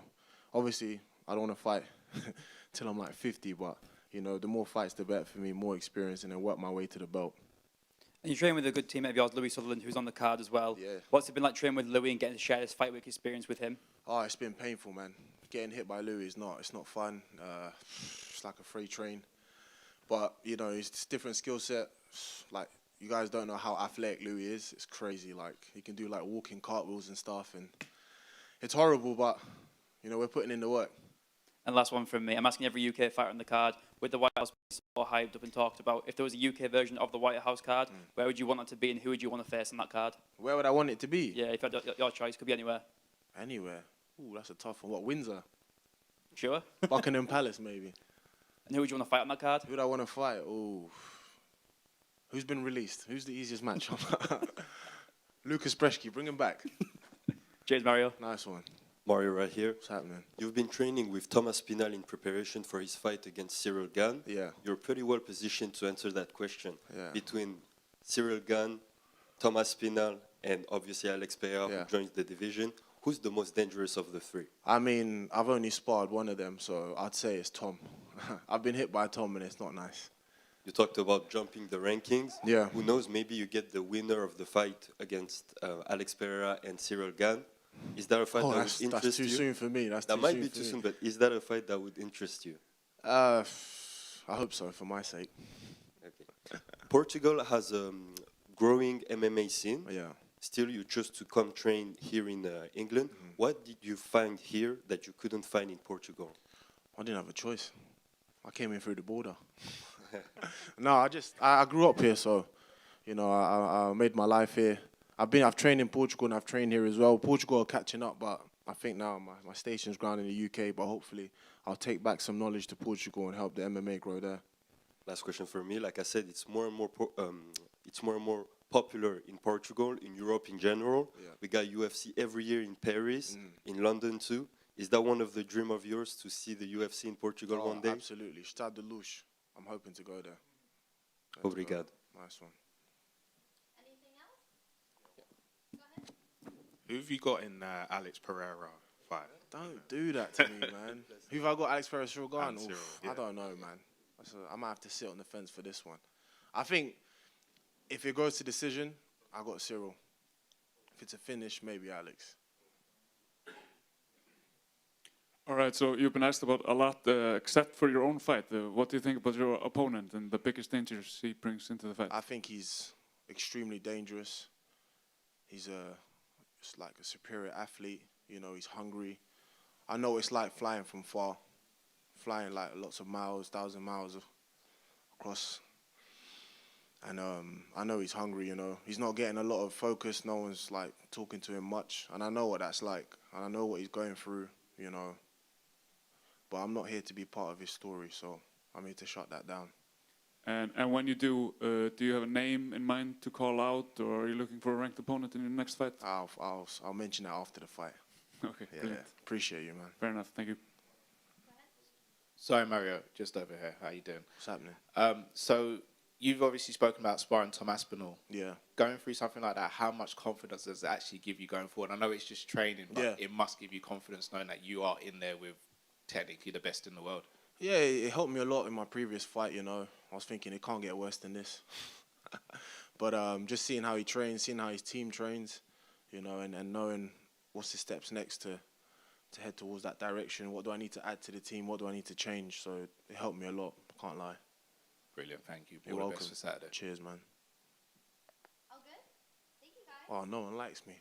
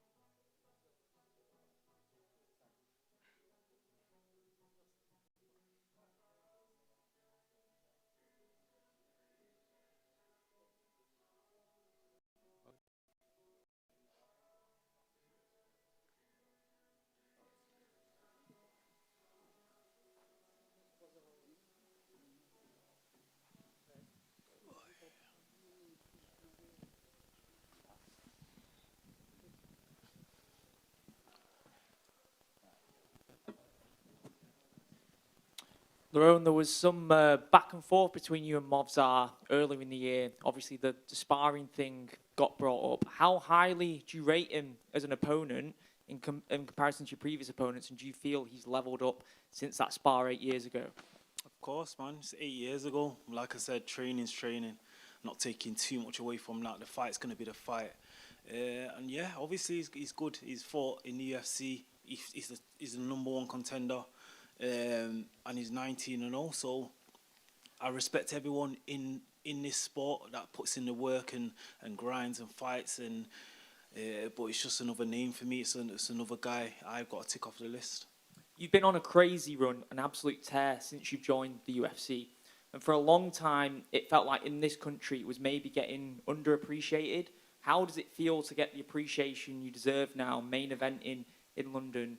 And did it always feel that this was going to happen? You'd have preferred it to be in Manchester, obviously, but this is huge main event and title shot on the line, man. Yeah, it's always been on the bucket list to fight in London, especially headlining. That was the goal. And with ticking that off now. So it just shows where my career's gone and the work I've put in to get here as well. So proud moment. And you've had some dark moments as well. Obviously, the most known one was where it birthed your career, but you've also had some long injury layoffs as well, which is very difficult for a fighter, and a lot of people don't go into the mental side of that side of things. I've been in the gym where we've not known when you're going to be back. Are these moments, main event in UFC London Fight Week, the sort of things that kept you going in those times when you didn't know when the next time you're even going to train? Because you had a very, very horrific accident a few years ago when you didn't know you were going to fight again. Well, that's it, and that's why I'm grateful more than anything. I'm grateful that I'm here today. I'm still grinding away, still chipping away at my goals, at my dreams, and that's why I don't do this for applause of everyone else. I do this for myself, personal challenge and whatnot. So when I'm here on this stage now, main eventing in London, it's massive for me, and if I was to die today, I'd be proud. Over here. Over here, thank you.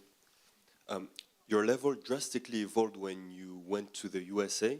Some people think you should stay in your local area and train. Leon Edward became a champion that way. What do you think about that? What did you find in the state that you couldn't find in England?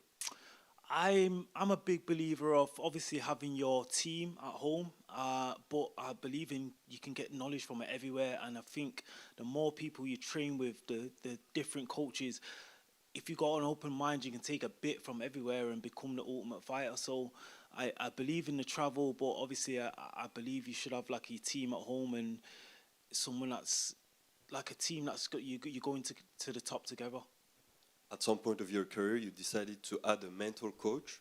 Can you talk to us about the tools that he gave you, maybe some affirmations or maybe some visualization? For me, it's like having a mental coach is more so getting that extra 1% out of yourself, really. I'm strong-minded anyway. I'm a good fighter, but can I get better? Can I get better? And I'm always trying to improve in every area possible. So it's helped. It's helped switch me on, focus me, and not carry baggage into fights. There's some advantage that people don't really recognize about you. It's your reach. It used to be Alexander Volkanovski that had the biggest reach in the division. Now it's you. Do you think about this coming into the fight? Do you think it's something that could help you win against Volkanovski and the rest of the division? Yeah, it's always an advantage to have reach, especially when you got good straight shots. It's a nightmare for people to deal with, so I love to have that advantage. Last question for me. The BMF title was initially created to oppose real gangsters. It was Jorge Masvidal and Nate Diaz. You were actually about that life. You survived the bullet wound to the head. Is the BMF title something that interests you, or are you solely concentrated on the goal? The goal for me is the UFC 145 title, but obviously I wouldn't turn it down if it was offered at some point. But I'm looking at the UFC title. Thank you, Laurent. Thank you. Laurent? Yeah, I was going to ask, this is your third fight, the third 5-round fight in the UFC. Yeah. Movsar's first. Do you believe you have an advantage, having gone to the deep water of the 4th and 5th round? In some ways, yeah, the experience for sure. But I'm sure he's with a good team. I'm sure they've prepared him well for a 5-round fight. But yeah, I've been there before. I've been in deep waters. I've been in 5-round fights. I know how to go. So in the back of my mind, I know I can go 5 rounds. What is it about Movsar Evloev that you respect most? He's pretty similar to myself, really. Humble, quiet, and a good fighter. So, of course, like I said, I respect all the fighters. And if everything goes according to plan and you win impressively, are you demanding a title shot after this? What do you think? Yeah. 100%. 100%. It goes without saying. The winner of this fight fights for the title. Simple. Oh, brilliant. Thank you. Laurent? Sorry. Yeah. Oh, sorry. A lot of fans believe that you should have a title shot coming into this fight. Do you feel like you've been overlooked? And if so, does that frustration fuel you coming into this fight? Yeah, for sure. Everyone knows I should have got the shot. Didn't get the shot. fighting Movsar now, but it's a great opportunity. I'm gonna have to fight all these guys anyway, so it is what it is. I've got a big job on Saturday night. It's gonna be a great fight, and it's time to show I'm number one. Last one from me. I'm asking every UK fighter on the card, with the White House card being so hyped up and talked about, if there was a UK version of the White House card, where would you want that venue to be and who would you want to fight on the card? That's a good question. It would have to be Manchester, though, of course. I'm born and raised in Manchester, and I would like to fight Alex Volkanovski, the GOAT of the featherweight division. Any particular venue in Manchester? For sure, it'll have to be Manchester. Oh, pick Sorry, any venue? Co-op. Thanks, Ron. Thank you. Hi, over here. You've been in the Warsaw event, UFC in Warsaw, Poland. So how do you feel about Polish fans, about Polish MMA fighters? Yeah, the Polish MMA fighters are strong. I went to one of the gyms in there. I can't remember the name, but they've got a lot of high-level fighters there. I trained with some in Thailand as well, and they're very, very good fighters. Obviously, Joanna Jędrzejczyk was the GOAT of female MMA as well. So they've got a lot of top fighters there. And what do you feel about Polish fans when you have been in Warsaw? They're nice and respectful. I had a lot of fans there. Didn't know I had a lot of fans there. We went to done like a Q&A there, and there's a lot of MMA fans. MMA is massive in Poland, so it's always nice to get out there. Thank you. Thank you. Lerone, just over here, to your left. Yeah. I'm just curious. I spoke to you before your win over Josh Emmett, and it was fascinating the way you talked about the awareness around yourself, even though your record was so good, why you maybe weren't getting the attention you deserved. Do you think that has changed since your viral knockout of Aaron Pico? Do you think you're now getting more respect from fans? People are now like properly acknowledging you in terms of the title conversation since the knockout? Yeah, for sure. After that viral knockout, it's like everyone's woken up now, and sometimes it takes something like that. Sometimes just winning is not enough. It needs to be like a great big moment like that, and that's why it happened. And is that what you're looking to replicate in London? Of course, that's always the goal. And I think if I go out and do that on Saturday night, then I'm a star. Thanks. Simple. Hi, Lerone. Obviously, this is your first UFC fight without Carl Prince of Top Team in your corner. So I guess how different's prep been, and how's fight week been without him? Prep's been great. Prep's been great. I've been working with Jordan Barton at Apex Conditioning. I've been working at Subzone. I'm a boxing coach, Paulie. Everything else is the same. So we've had a good camp, solid camp. So I'm prepared. And I know you've spoken about your sort of defensive wrestling and fight IQ against Movsar on Saturday. I mean, how comfortable would you be if the fight sort of stays on the canvas 5 rounds? It's not going to stay on the canvas for 5 rounds. There's no way it's going to stay on the canvas for 5 rounds. He's going to try, but I believe I can get up against anybody. So, yeah, he's going to take me down. He's probably going to take me down. So what? I'll be back up. I'll be wearing down his energy, and I'll be putting the pressure on. And last one from me. I've seen a lot of sort of food Instagram stories from yourself. What's the first thing on the menu after fight night? Oh, do you know what? So after fights, I struggle to eat because your adrenaline's kicking. So I'll probably just have a bit of pizza or something. And then, but tomorrow, I'll be going home. So I'll be getting food with the family, a good meal with the family, and that's what I'm looking forward to. Amazing, Jezron. Good luck Saturday. Thank you. Lerone, you said headlining UFC London is on your bucket list. What else is on your bucket list in this sport, you think? In this sport would be next after that is the title. Then I want to bring it back to Manchester. They're the main ones for me, really. And obviously fighting Volkanovski just because he's one of the greatest of all time at my weight division. And with Movsar's issues this week getting to London, how have you managed to avoid that being a distraction in your own preparations? For me, it doesn't really matter. Innit? I was prepared to fight anybody.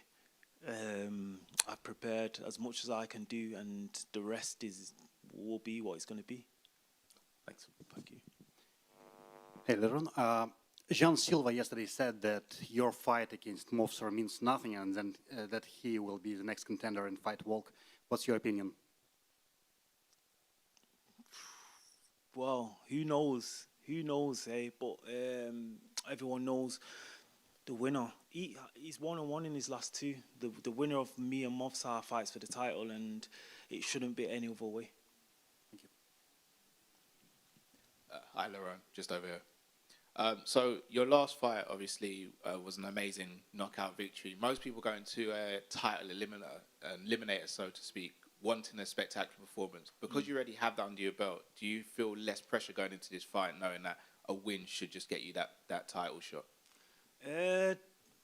Yeah, but it's like you just never know in this game. Like I said before, you just never know in this game. It's all about performance, as we've seen. So I do want to go out there and put on a clean performance. I do want to go out there and get a finish.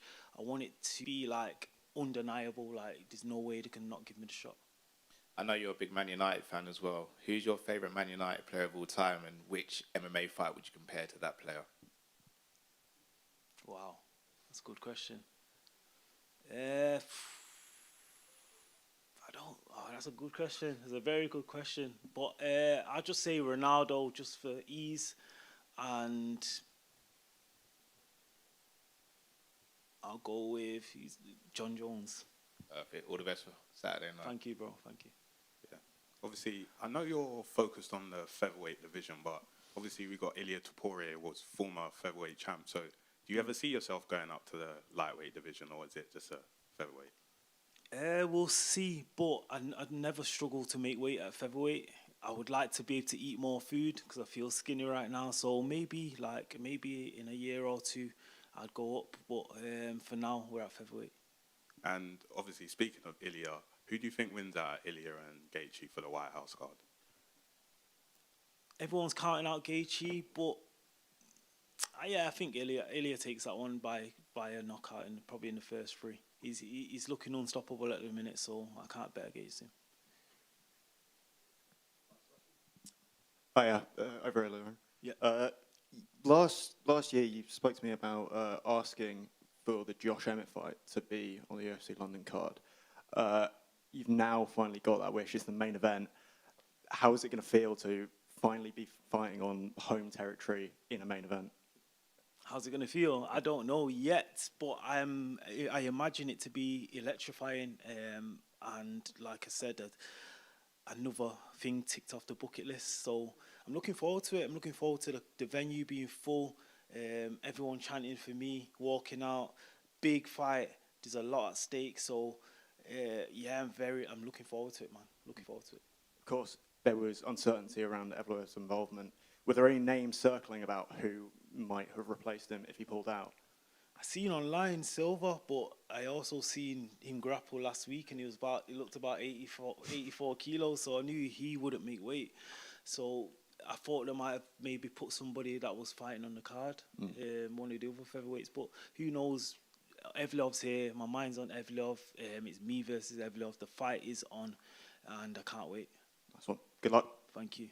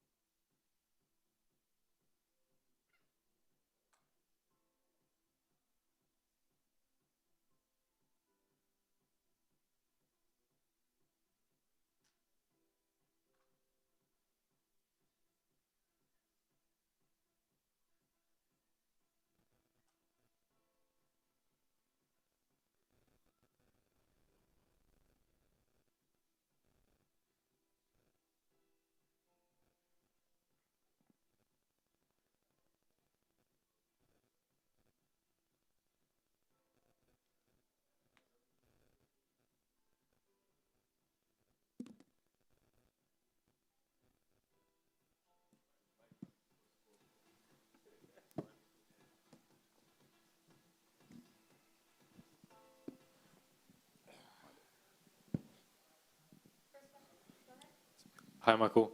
Obviously, you've spoken a lot prior to this fight about how it wasn't the bout you wanted. How do you make sure that doesn't turn into complacency? How do you make sure you're sort of ready for the challenge come Saturday? Yeah, that's just an opinion. So, you know, you have to allow yourself moments to have whatever it is that comes to mind, the frustrations, whatever it is. But a fight is a fight. He's still a dangerous opponent. I respect him. I've always spoken about how highly I rate him. It was more just the status level that I was looking for. It's like more just a type of fight that just makes everybody just go crazy. But at the same time, yeah, I'm locked in, man. He's the person that has signed the contract and is brave enough to sign the contract, and I'm locked in to putting on a big show. And as you mentioned there, like a crazy fight, do you feel like a big KO? Do you feel like you need a big KO to get that next? To be fair, I'm not sure. You never know. You never know here. I don't think things just seems to change like the tides at sea. So, but I'm always striving for a big KO. I'm always striving to entertain. I'm always striving to put highlight videos out to showcase how talented I am. And then just finally, I know obviously it's sort of pedantic at this stage, but not being the co-main, does that add to your sort of willingness to go and put on a big performance, or you kind of, is that all in the past now? Yeah, again, it's obviously part of the frustrations initially, but I used to say the same thing when I was at Bellator, and it's no matter where you put me on the card, I am the main event. Cheers, Michael. Good luck Saturday. Thank you. Over here, you're going back down to 170. The last two fights were at 185. Does that make this weight cut harder? It made the process feel it was a bit longer, but you start early enough. My body was a bit unfamiliar for a little while. I was kind of like, what are you trying to do to me? And it took a little bit longer to kind of get back to where I'm accustomed to. But after a while, body listens, and I'm now back down to where I need to be to do this last bit of cut. Okay, brilliant. Patterson is coming off 4 straight first-round finishes. Do you think he will be looking to keep that up against you, or do you think he will be more cautious? I think he would love to, obviously. It would be great for him in terms of his career. To add to that, it's going to be very difficult. He's going to have to be more cautious because of the person that's in front of him. And my style usually brings, it forces people to be more cautious because they end up standing around kind of like a deer in headlights, stuck with what's going on in front of them because it's so unfamiliar. So it'll be very difficult for him too, especially when he finishes on his back. Okay. You talked about even facing Yuri even higher at another weight class, but are you thinking about staying at welterweight now, or what does the future look like? To be fair, I'm capable. I seem to be capable of just going anywhere. So as long as people can get me some good fights, I kind of want to go there. It seems to be a struggle at welterweight, but my goal is welterweight title. If the guys here can continue to not want to fight me, then I might have to go up, back up again, and look at the middleweight belt. Is there something about Sam Patterson's game that you're worried about? Yeah, he's super dangerous. He's got, weird enough, as much as he's a striker, he's actually got very unique submissions that he's able to catch from quite unique places. So, I got to be very, very aware of that. Very, very on point. But other than that, we've done all the work that's necessary. So now it's just focusing on being the best me on the night. Brilliant. Thank you. Michael, were you quite surprised with this matchmaking? Because I know you and Sam, you live, I believe it's about half an hour apart and you've trained together in the past. Were you quite surprised when the UFC came to you with Sam's name? Yeah, definitely was surprised because, again, I felt like we were on the same page when it comes to the type of fights they would want to kind of create, especially bringing me back to the UK. But yeah, it is what it is. Like I said, he's still a super talented opponent, and I just need to go out there and show the world what I can do. And having trained with Sam in the past, does that give you any added confidence knowing his sort of strengths and weaknesses? I know he's probably evolved a lot since you last trained together, but does it give you any sense of added confidence? No, I was trying to fight the guy on the night. Yes, I'm a bit more familiar with who he is and the styles and things that he kind of likes to go to. But at the same time, he was also helping me out with other opponents. So he's not necessarily being his best self. So I can't go by that. I have to go by who turns up on the night on Saturday. And last one from me. I'm asking every UK fighter on the card, with the White House being so hyped up and talked about, if there was a UK version of the White House, where would you want it to be held and who would you want to fight?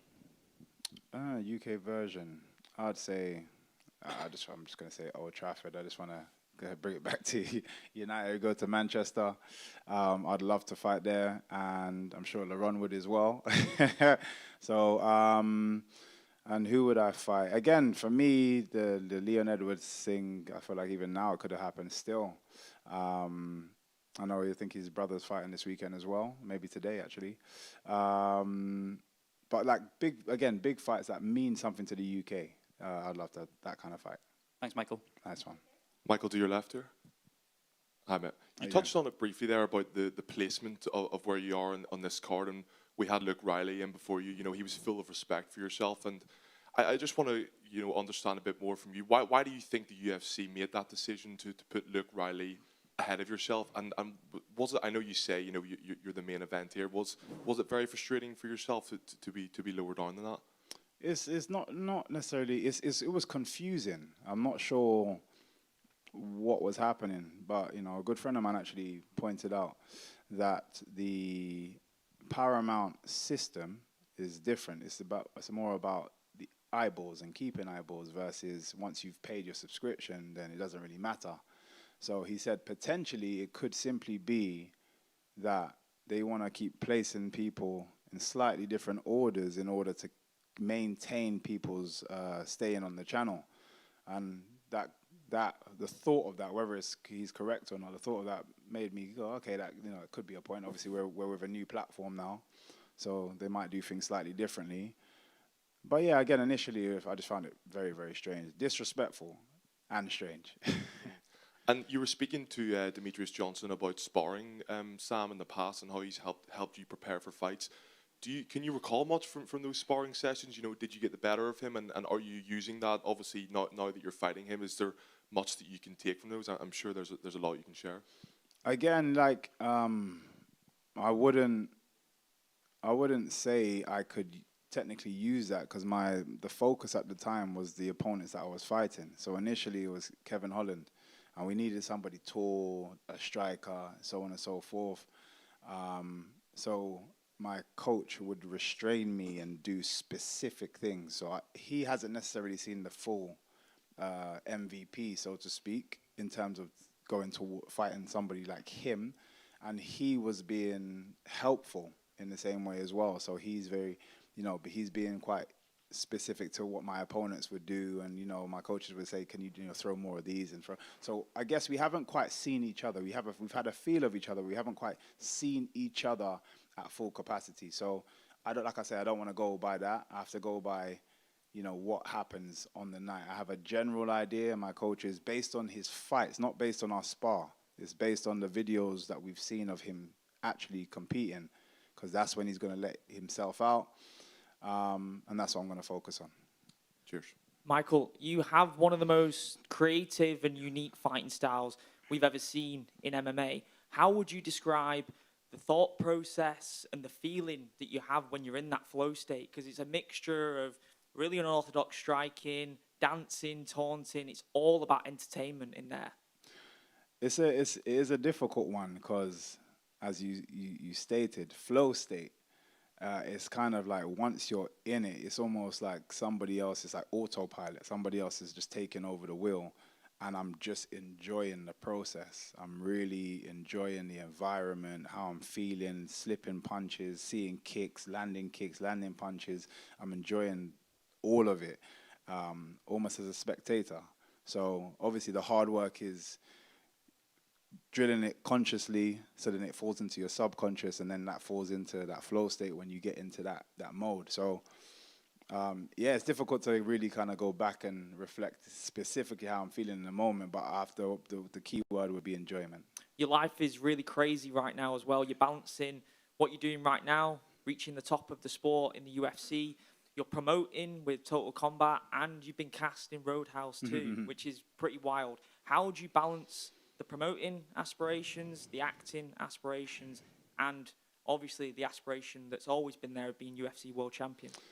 It's difficult. Obviously, the bread and butter, which what has given me these opportunities, is being in the gym, fighting, training, and then going out and getting those big fights and winning those big fights. So that has to be the main focus.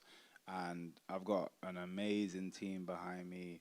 My wife that helps me with everything. My sister, who I say relatively recently brought in, which has changed the game completely. So Safina has changed absolutely everything for me in terms of organization, where I don't even know where I need to be at any time of the day because somebody's dealing with that for me. Again, my business partner Kishan as well, who helping me even on the filming side, because again I've got a production company as well. Actually, the first film that we've just done has just been nominated for a Beverly Hills Film Festival, in which after this fight we're going to LA to hopefully collect an award there. So there's a lot going on, as you say, but it's just having the right team behind me makes a massive difference. Because cinema and gaming is something that you've always been really passionate about. I remember when we first spoke, and you said Mortal Kombat was something that you kind of modelled your fighting style around. Do you have like a process when you look for inspiration when you're preparing for fights outside of the training environment, whether it is other forms of media like gaming or movies? No, I don't. I feel like, and even I've said this about walkouts and celebrations, I try not to force it. I try not to chase anything. A lot of my life and things that I do in life, things just fall in place. Like something will land and I'm like, oh, that's a good idea, or something else will happen, and that's it. Like, try just going, obviously I have ideas of what I would like, but then just how I live, I'm always re-inspired by stuff. So never try to force it. Michael, right there. Just right here. Michael. Yeah. Sorry. I saw your interview. You were obviously a little bit shocked with the main event in your division between Chimaev and Strickland. On the other side, we will saw you in different film and TV series this year or next year. Do you have any concern for the future that performance is not enough to get on the top in this Paramount era, for example? Yeah, again, it's difficult to say because I just don't know how they're making their decisions, and I think that will be the same for a lot of fighters. It's hard to know what they want because you could seemingly be doing the right thing, like I'd say Evloev, and then not be gifted with the opportunity to progress, and it's very disheartening, especially in this game, because we put so much into being as talented as you guys get to see and as entertaining as you guys get to see. So it's very difficult. So I guess without that kind of clear communication from the UFC as in this is what we're looking for, these are the kind of things that will push you forward, even the rankings don't really mean anything. I guess with the rankings, at least it gave fighters somewhat of an idea, okay, yeah, if I get to this ranking, things will happen, more things will happen, but even that seems to be sporadic. So it's just difficult for anybody to really speculate on until we actually get a clear, this is what we're looking for from our fighters. And last one for me. Can you talk a little bit about your gym and especially one of your teammates who fights next week, Norbert Novini Jr.? Yes. Do you think we will see him in the UFC one day, maybe a card with you? And yeah. Man, that would be a dream. We fought on a Bellator card before. He's like my younger brother, Norbert Noveni. Some of you may have seen him before, but seriously, he is a hybrid of myself. His background is wrestling, because his dad's a famous wrestler in Hungary. But then he's kind of adopted my style and then added his own twist to that as well. And I feel like in this middleweight division, he easily gets to the top, and that's with all confidence. So, yeah, UFC needs to sign him quick. And just quickly for Saturday night, what can we expect from you? Like your first finish in the UFC, a classical MVP moments? You know what? I am geared up for this one. I am definitely locked in, and it's not really. I just want to put in a bit more of an aggressive performance. I feel like everyone understands that I entertain. Everyone's entertaining when I get out there, but I really want to show them slightly different side to me. So. Yeah, expect something expect something big. Thank you. Michael, you got one of the most typical style in the UFC. Clearly it works, but still, why do you think it's not more adopted by the young up-and-coming fighters? I think we've only seen Raymond Daniels, obviously, and maybe KSI in boxing try that style against Tommy Fury. But why do you think it's not adopted more by young fighters? I think it's not adopted as much in the same way people struggle with dealing with it is because people don't quite understand it properly.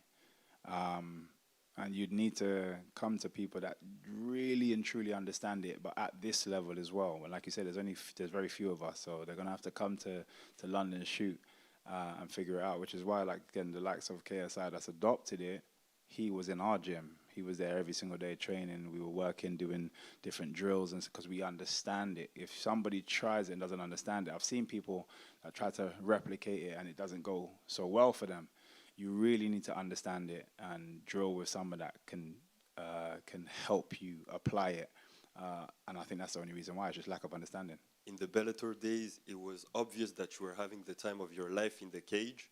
With the UFC, at that stage of your career, you're doing a lot of stuff outside, restaurant, acting and all that stuff. Are you still having that much fun that you used to have?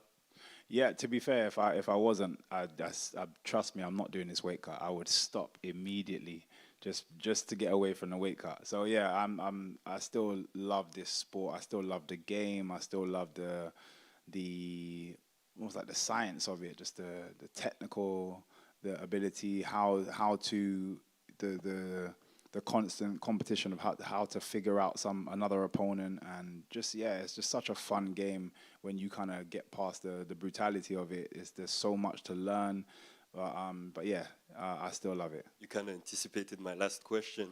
You're obviously 39 now. 8. Don't rush my age, you're bro. gonna be 39. Don't rush my age. It's coming. In like a few weeks, right? Yeah. In like a few weeks. So, as a 38-year-old man, what are you looking for to decide that it's the end of your career? Obviously, you're not looking at the number. What are you looking at? Yeah, it's based on how I feel. And like I said, I got some young demons that we've spoken about, or just spoken about with Norbert in the gym.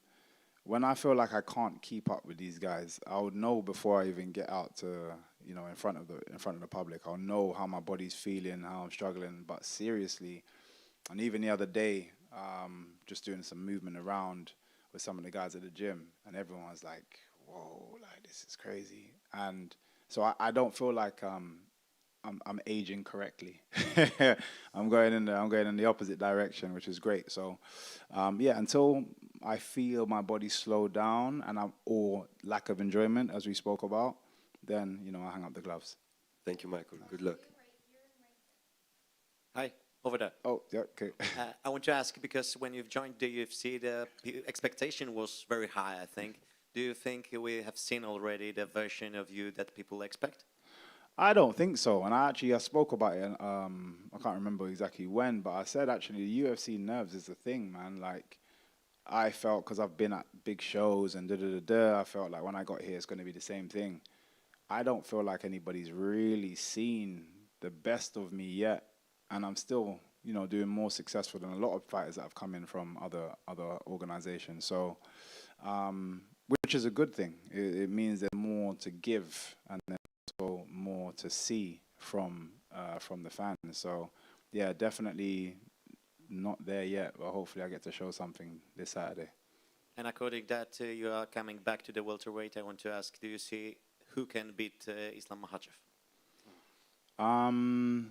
In terms, he's a difficult puzzle just because of his style.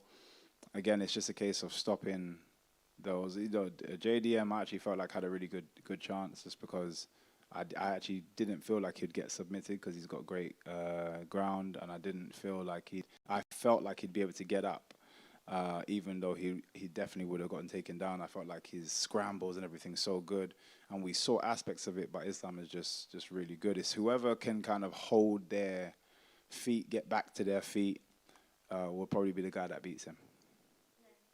Yeah. Speaking of Islam, who do you actually think should get the title shot, in your opinion?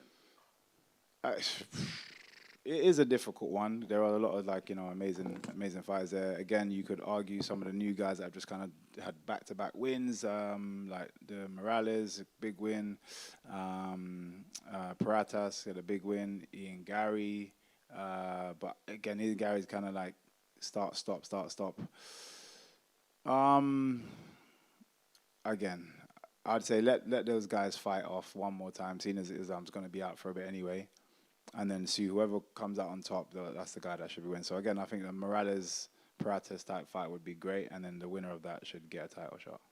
And obviously, just a last one, because you fought in the middleweight division as well, I just wanted your thoughts on the Khamzat Chimaev and Sean Strickland fight. Like, who do you think comes out the victor on that fight?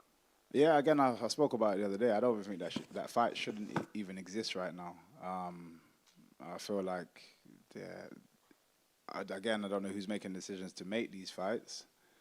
And I'm sure they know better than me, but just from the outside looking in, I feel like Imavov would deserved the fight, and that's the fight we should be talking about right now. But I've had the pleasure of seeing Chimaev in the gym, working very closely with him, and that guy is a monster. Yeah, he's not normal, and it's I always say it's nice to see someone that is, high, like is very high level in a slightly different area, and I'm watching him, and it was beautiful to watch. Beautiful to watch. So, yeah, it's seeing it up close and personal. Obviously, seeing it in the fights, but seeing it up close and personal he's going to be a tough person to beat.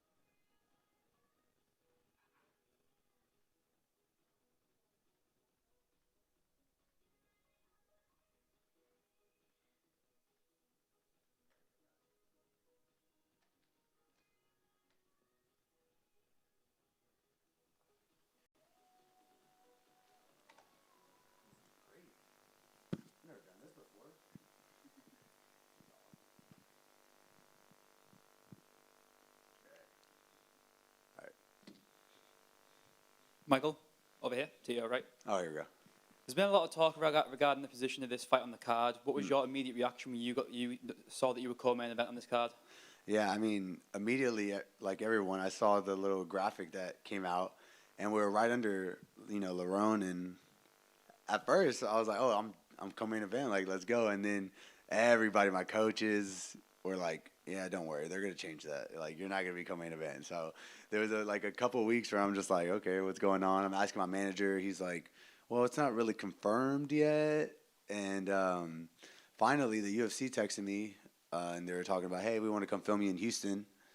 And so I was like, well, I guess let me ask them. So I was like, hey, am I co-main event? And they're like, well, we wouldn't be filming you if you weren't. So as far as we know, you are co-main event. And that was kind of my that was kind of when I realized I was co-main event. And, I thought it was awesome. It was a great opportunity, and I'm ready for it. I'm excited for it.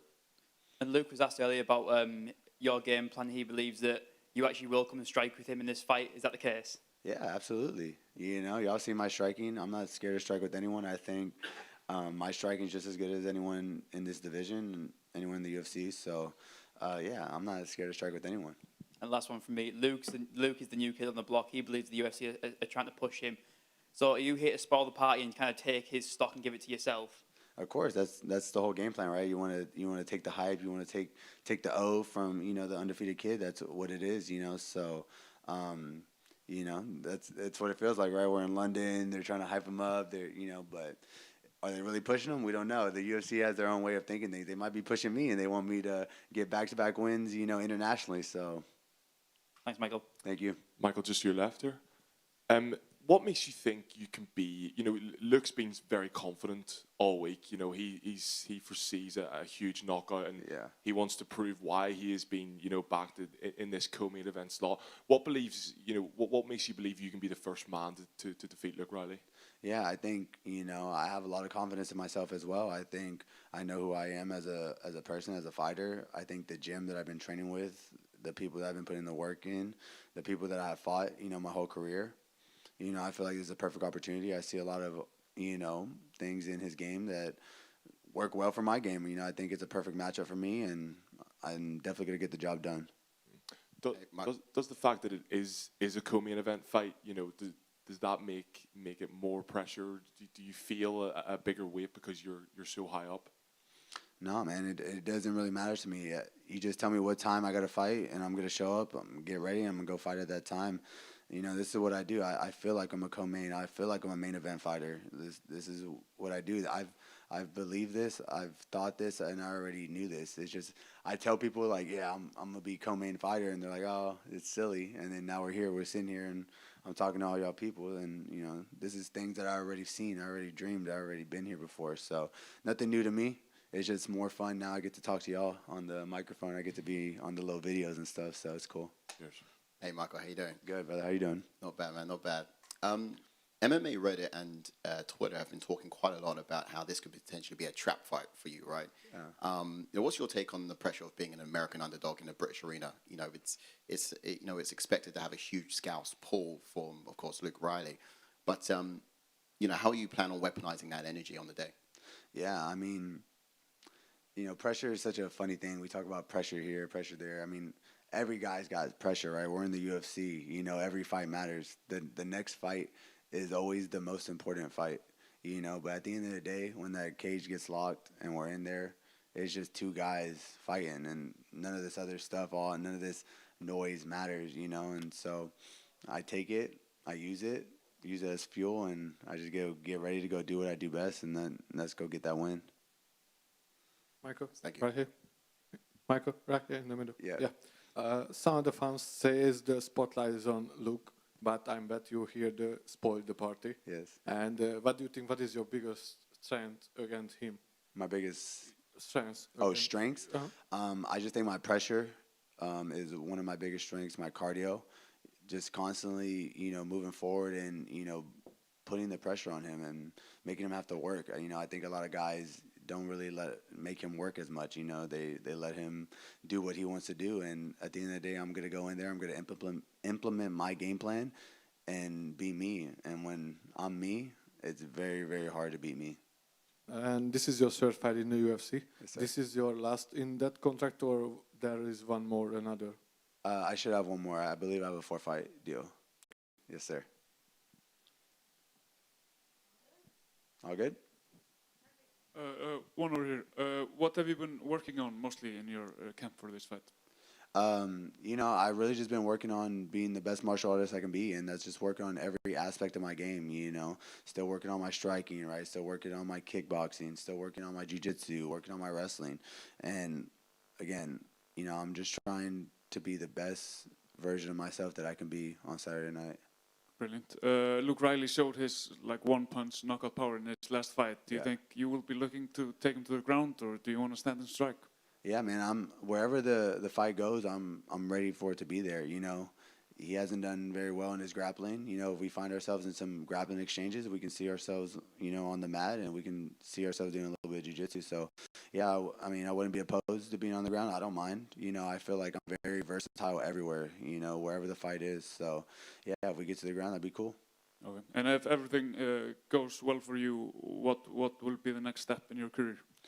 You know, I think a finish over Luke Riley puts me in that top 15 consideration. I think that gets me a shot, it gets me a look, and, you know, it gets me an opportunity to go up and climb the ranks and go join my brother Josh Joanne as a champion. Brilliant. Thank you. Thank you, brother. Good? Thank you, guys. Y'all have a good one.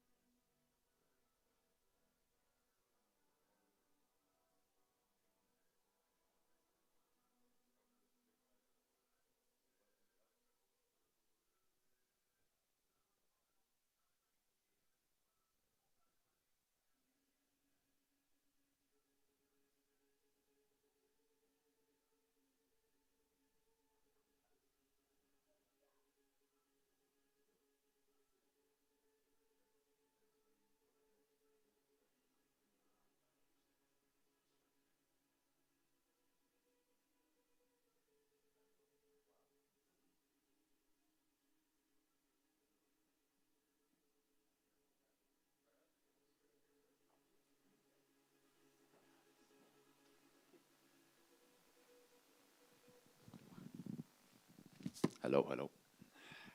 Sam, over here to your right. Yes. I asked MVP the same question, but were you surprised by this matchmaking? Because I know you two live very close to each other. You have trained in the past. Were you surprised, or when you got the call saying it was MVP? Yeah, at first, yes.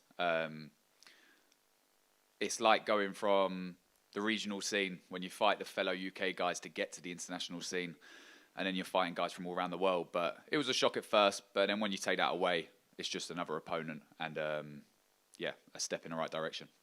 And you're on a 4-fight finish streak, all in the first round. MVP has proved to be a very hard man to finish in the past. Do you believe this is a fight that you can get the finish, or do you believe this is more likely to go 3 rounds? I always prepare for 3 rounds. I prepare for 3 rounds of war, to be honest. If the finish comes, I think it's the fact I'm good at finding it, and I'm good at going for it. So yeah, if the finish presents itself, I will take it. But I'm prepared for 3 rounds of hell as well, so either way. I know you have a lot of respect for MVP, but he's got a big name, a big platform, and a win against him will do wonders for your career. Do you believe a win against him could see you catapult into the top 15 next? Yeah, definitely. He's in the top 15. If I go out there and beat him, I should be taking that spot. And yeah, he's one of the best to come out of the UK. So all respect to Michael Page, but Saturday night, that all goes out the window, and it's about just taking him out. And last one from me, I'm asking all UK fighters on the card, with the White House card being so hyped up and talked about, if there was going to be a UK version of the White House card, where would you want it to be and who would you want to fight? Let's go. Where would we go? Good question, actually. UK version.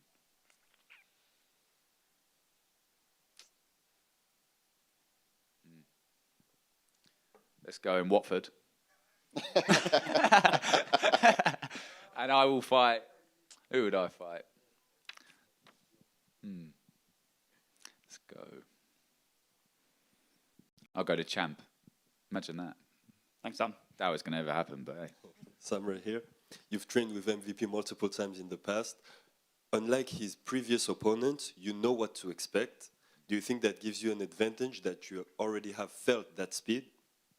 Yeah, I do. Don't get me wrong, it don't make him any less dangerous. I just know how dangerous he is. And yeah, I think a lot of people are shocked at how far, when they step in there against him, they're shocked at how fast he is. I know how fast he is. I know how dangerous he is. And yeah, I think the motivation of obviously me taking a step up in competition, top 15 in the world, there's no better motivation, and everything to do with Mike is perfect for me.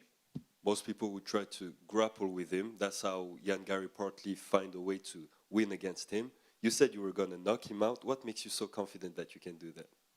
It's not necessarily said I would knock him out. If I see the opportunity, I would definitely take it, as he will do to me. I'm a mixed martial artist at the end of the day, and I'm going out there to be a complete mixed martial artist. I don't believe it's grappler versus striker. I finished the last two guys that were strikers with striking. So I pride myself on being a mixed martial artist. Saturday night, I will be a mixed martial artist. If the finish is there, I will take it. It doesn't mean I believe I'm going to knock him out or I'm going to submit him. I believe I'm going to win. That's all that matters. MVP said the most dangerous thing about you is your chokes, dart strokes, anaconda.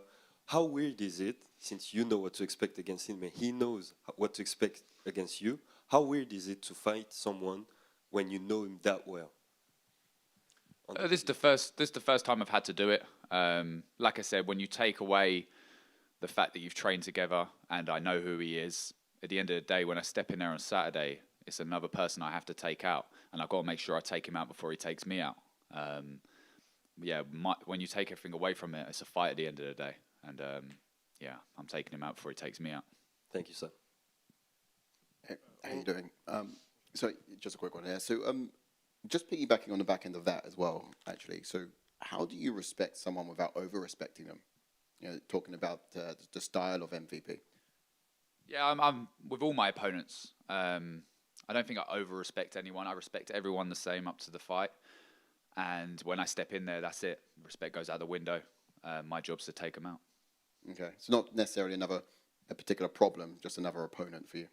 Yeah, opponent and style. When you take that, everything that comes around from it. Everyone's saying about we knowing each other. It's Michael Page. We're both from the UK. You take all that away. It's two styles in there that one of us have to go out there and beat the other, and that's what I'm focused on. Yeah, he's very well known for controlling his range, being a rangy fighter. So, what's your answer to that? The answer: be a complete mixed martial artist. Saturday night, I'll take the range away from him, or I'll keep my range. I'm not exactly a short guy with the same height. I don't know what his reach is, but yeah, he's great at what he does. But Saturday night, I get to show you lot what I'm great at as well. Yeah, yeah. Okay, thanks. Okay, so you fought previously at 155, been on a tear since you moved to 170. Michael Venom Page, he has been fighting at 185. Do you think he might have some physical advantage, or you think you will have just more energy not having to cut as much weight? To be fair, I'm not too focused on what he's got to deal with. I feel great at welterweight. It was the best decision I ever made. It took something to go wrong for me to change it, and it's been the best decision I ever made for my life and my career, and that's all I'm really focused on. And if you get the win on Saturday, what would be next for you? Whoever's in front of me, top 15 in the world. there'll be only 14 people I want to fight, minus one. But yeah, whoever's in front of me once I'm top 15 in the world, one step closer to the world title. Brilliant, thank you. Sam right here in the middle. Hi. Both of you are fighting out of London. And what do you think whose side will be the fans on? I think they're just in for a great fight. Obviously, Michael is more well known in the UK, so he can have more fans. Regardless, when the job's done, I will still have more fans and the same amount of fans, regardless. So. And if you say he's well known, what do you think with a big finish or a big win, biggest win of your career, your hype will goes up? Yeah, I think he's one of the best to come out of the UK. I go out there and finish him. I think we start talking about me being one of the best to come out of the UK. Thank you and good luck. So, hi, Sam, just over here. So many people, when they get in there with MVP, are sort of confused by his style and everything. Do you think you're probably the person who's gone in there for the first time with him who has the most advantage, given that you've seen some of the looks he presents when you've trained together?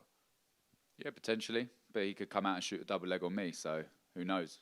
It's my job as a mixed martial artist to take him out, regardless of his style, what I've experienced before. Again, where I was when we were training together, I was helping him with the Ian Gary and the Kevin Holland fight. That was, 2 years ago? The person I was 2 years ago, I would kill that guy. So I've made improvements. I'm a better fighter. So if he's done the same thing, it could be a whole new thing. Yes, he's very unique and does what he does very well. Probably the best at doing what he does. But Saturday night, I'm a complete martial artist. I will show him what I can do. Do you also, just going off what you just said there, do you think that the fact that you are such a different fighter now to the person he sparred then, do you actually think that actually works in your favour as opposed to giving him an advantage, given he's trained with you as well?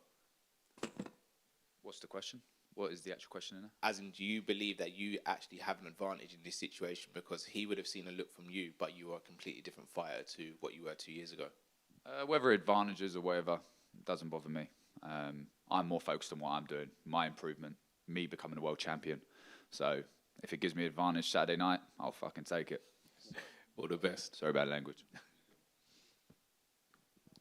Yeah, sorry, I spoke to you just a second ago as well, but I kind of wanted to ask one more question about what do you think the biggest thing is that people get wrong when fighting MVP? Have you, someone who sparred with him, someone's been there, yeah. Yeah, I think what I said before to someone else was they don't expect him to be as fast as what he is. I think Kevin Holland's a perfect example of that. He goes back to his corner after the first round and goes, he's faster than what we thought he was. Right, yeah. And I think that's the biggest thing. Again, you watch him fight as an entertainer. He's fast. He does what he does. I think it's the shock at how fast he is, which affects other fighters. That's great. Thanks. I asked Michael Page the same question. I'll ask it to you. Who do you think should get to fight Islam Makhachev next, in your opinion? It's got to be between Morales and Ian Gary. I think they both talk. I think Ian Gary talks more. Morales is 18 or 19-0. I would say he's probably pretty deserving.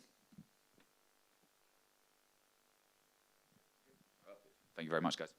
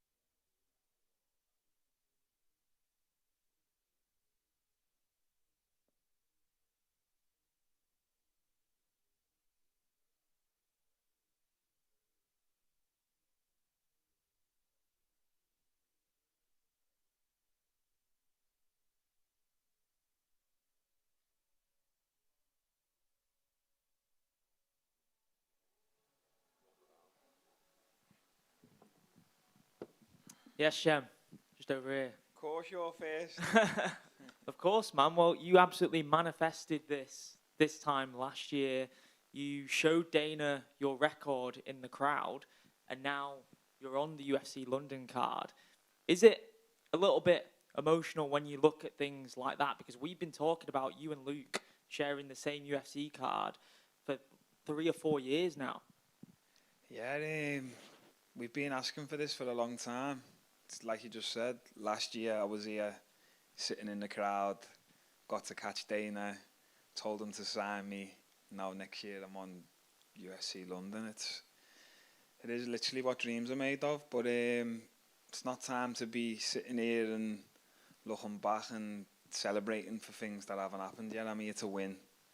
I'm focused on my opponent. I'm focused on killing this fella. Once it's done, then we'll get Dana, sit down, speak about it, then I'll fucking start reminiscing. It's not time to reminisce, yeah. Aside from the fight itself last time, what were some of the biggest things you learned about the experience as a whole with your debut? Do you know what? Fuck all that. Yeah, it's just one of them, innit? Like, there is what it is. Little bit bitter. Obviously, you lose to a guy better than you. You go home and you're like, fuck it, the guy beat me fair and square. He's better than me. I still think I'm better than him, lad. I still think I could have beat him. It was just his night that night, so I don't really take too much from it. Maybe walked out a little bit, smaller arena, less of a crowd, earlier in the night than I'm used to. I've never fought a prelim fight in my life till that fight. I'm always a main card type of fighter, late in the night, crowds popping, 30,000 people. So when I walked out, I was expecting like that nervous energy to hit me, and it didn't really hit me. I was a bit too calm, started a little bit too slow. But every fight's a different fight. You're going to see me this fight. Scousers behind me, crowd's going crazy. I'll have the pop when I walk out. Everyone's here for me.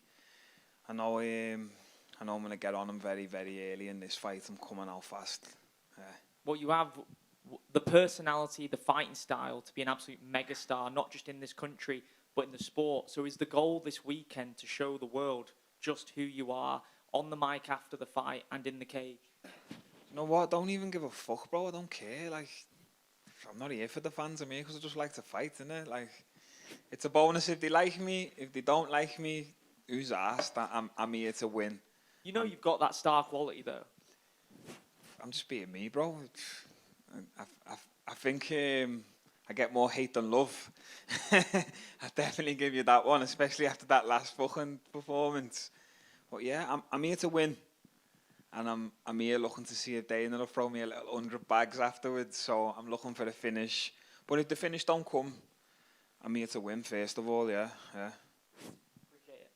Shem, over here. Yo. You've talked about this event being a Scouts takeover with yourself, Luke and Curtis. Just how proud are you to represent the city of Liverpool? It's mad, bro. You can't describe it. Like, we're in London, and I think you'll see it. Like, I know MVP's a big star. He'll probably have a lot of fans there. Cater has a bit of a travelling crowd. He'll probably have a little crowd there. But when me, Luke, and Curtis walk out, I think people will realise this is the Scouse invasion. This is as good as fighting in home as we're going to get. And I think it's our job to go out there and show the UFC. London, bring it to Liverpool. We want it in our back garden. And it'd be even more immense. I personally think, like, the last time they were in Liverpool, what was that, 2018? Long time now. I personally think that until walkout was one of the best walkouts in UFC history. And I think we're half missing a trick, innit? Like, bring it back. London's great, Manchester's great, okay, but it ain't Liverpool. And Liverpool and Next Gen are on a hot streak of producing some of the best talent in MMA right now. I asked Luke the same question. Who do you believe is the next star from Next Gen to get signed to the UFC? Next in line, it's got to be St. George Staines, hasn't it? That's what Luke said. Yeah, I think he's starting to get finishes now. He's just beat a fucking big prospect, 12-0 guy. I'm sparring him for that last camp twice every sparring session. I do 2 rounds with him because he was fighting a southpaw. he's just getting better and better, lad. He's a lot younger than us as well, so now he's starting to get his man strength, which comes with the confidence. I think he's going to have a very big future, but I can't forget some of the other lads. You've got Connor Wilson, I personally think is the most skilled in the gym. I think he's got the best skill set. It's just that he's a flyweight. People don't really care about flyweights as much, sadly. You've got Adam Cullen. Obviously, you've got Nathan Fletcher, who's already been here. Now he's back in Cage Warriors. No one's going to beat him at bantamweight. He's coming back here again once he gets a few wins. We've got Francis Breen. The room's just hopping. I could sit here and name everyone, lad. Do you know what I mean? And I'm asking every UK fighter on the card, with the White House being so hyped up and talked about, if there was a UK equivalent, where would you want it to be held and who would you want to fight? So it has to be Liverpool, doesn't it? Like, there's nowhere else. I think we're the fighting capital of this fucking country. Yeah, Liverpool, and who would I want to fight? For banter, and Shulliner. But for a real fight, someone skilled, who's good? Maybe Danucha, with the Paddy beef going on. Do you know what? I'm fed up of fighting these guys who just fucking don't talk, lad, and they're just silent and boring, lad. It's entertaining when I get someone who's going to give a back and forth. Yeah. Maybe a Danucha. Yeah. And last one from me. I just want to take this chance to apologise to Liam Gittins, because we got sent a sheet from the UFC and was asking who you've been training with, and you went Liam Gittins because he's 5'6". Do you want to apologise to Liam at all? Yo, Liam, you little midget. Nah, he's the same height as my opponent, innit? Nah, Liam's another killer though. Liam Gittins, man, watch out for Liam Gittins. Just needs to get a new barber though. Thanks, Shem. Hi. You have been undefeated in Octagon, so you came here and the expectation was high, I think. But you don't care about that? You can be, fired when you lose next fight? Next question. Come on, lad. Come with the real shit, bro. Where are you from, lad? I'm from Poland. Ah, yeah. You were Octagon fan? No. Okay. I'm MMA fan. But I want to ask because, the lots of fighters was like that. Do I look like Patchy Mix, lad? Yeah, for example. Do I look like Patchy Mix? No, but... What is it, because we're both mixed race? But it's an example, like Patchy Mix do that, yeah? Yeah. Shem, in the window. Hey. Right. Yo. And your old promotion, the Octagon, like you said, makes big stadium shows around Europe. Do you think the Octagon is the second best promotion after the UFC? I'd say it goes number 1, UFC. Number 2, Zuffa Boxing. Number 3, Power Slap. And, maybe after this I'll put my hand in all of them. and you miss out the UFC BJJ. Oh yeah, UFC BJJ, man, give me a match. Me and Armin Suchian, let's get it.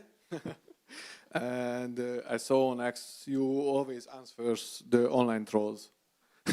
That's because they made you angry, or that's just for the fun? Nah, I can't be getting angry with these fans sitting at home on the couch watching me.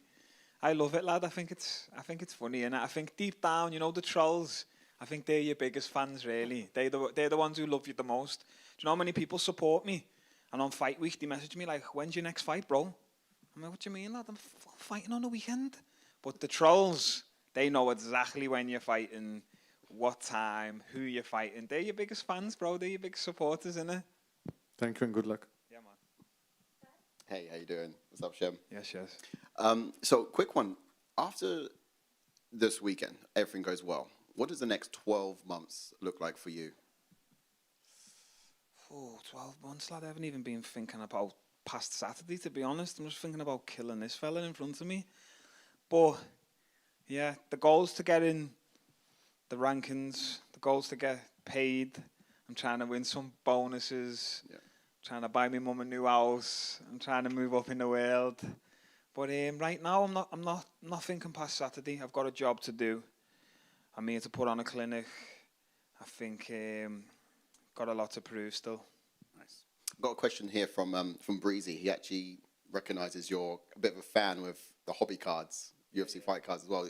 What's your favourite card that you've got? That's not yourself, of course. I've just bought a 101 Alex Pereira, Izzy, Jewel, Patch. That was like about 4 bags. Me paddy cards. I've got about 50 paddy cards. Some of them have paid like 3-4 grand for. I've been hunting the Hunter card, and I've been hunting the Hasbulla card, but no luck. I tried to get a Tibas 101 and I got outbidded, so I was fuming about that. But I need to get Luke Riley's when it comes out of mine. Yeah, they're the main hunts coming up. Okay, so we know what the bonus is for. Yeah, that bonus is getting rinsed on cards. If I was in Vegas, I'd be putting it all on black and spinning it. So probably for the better. At least I've got an asset to show for it. Okay.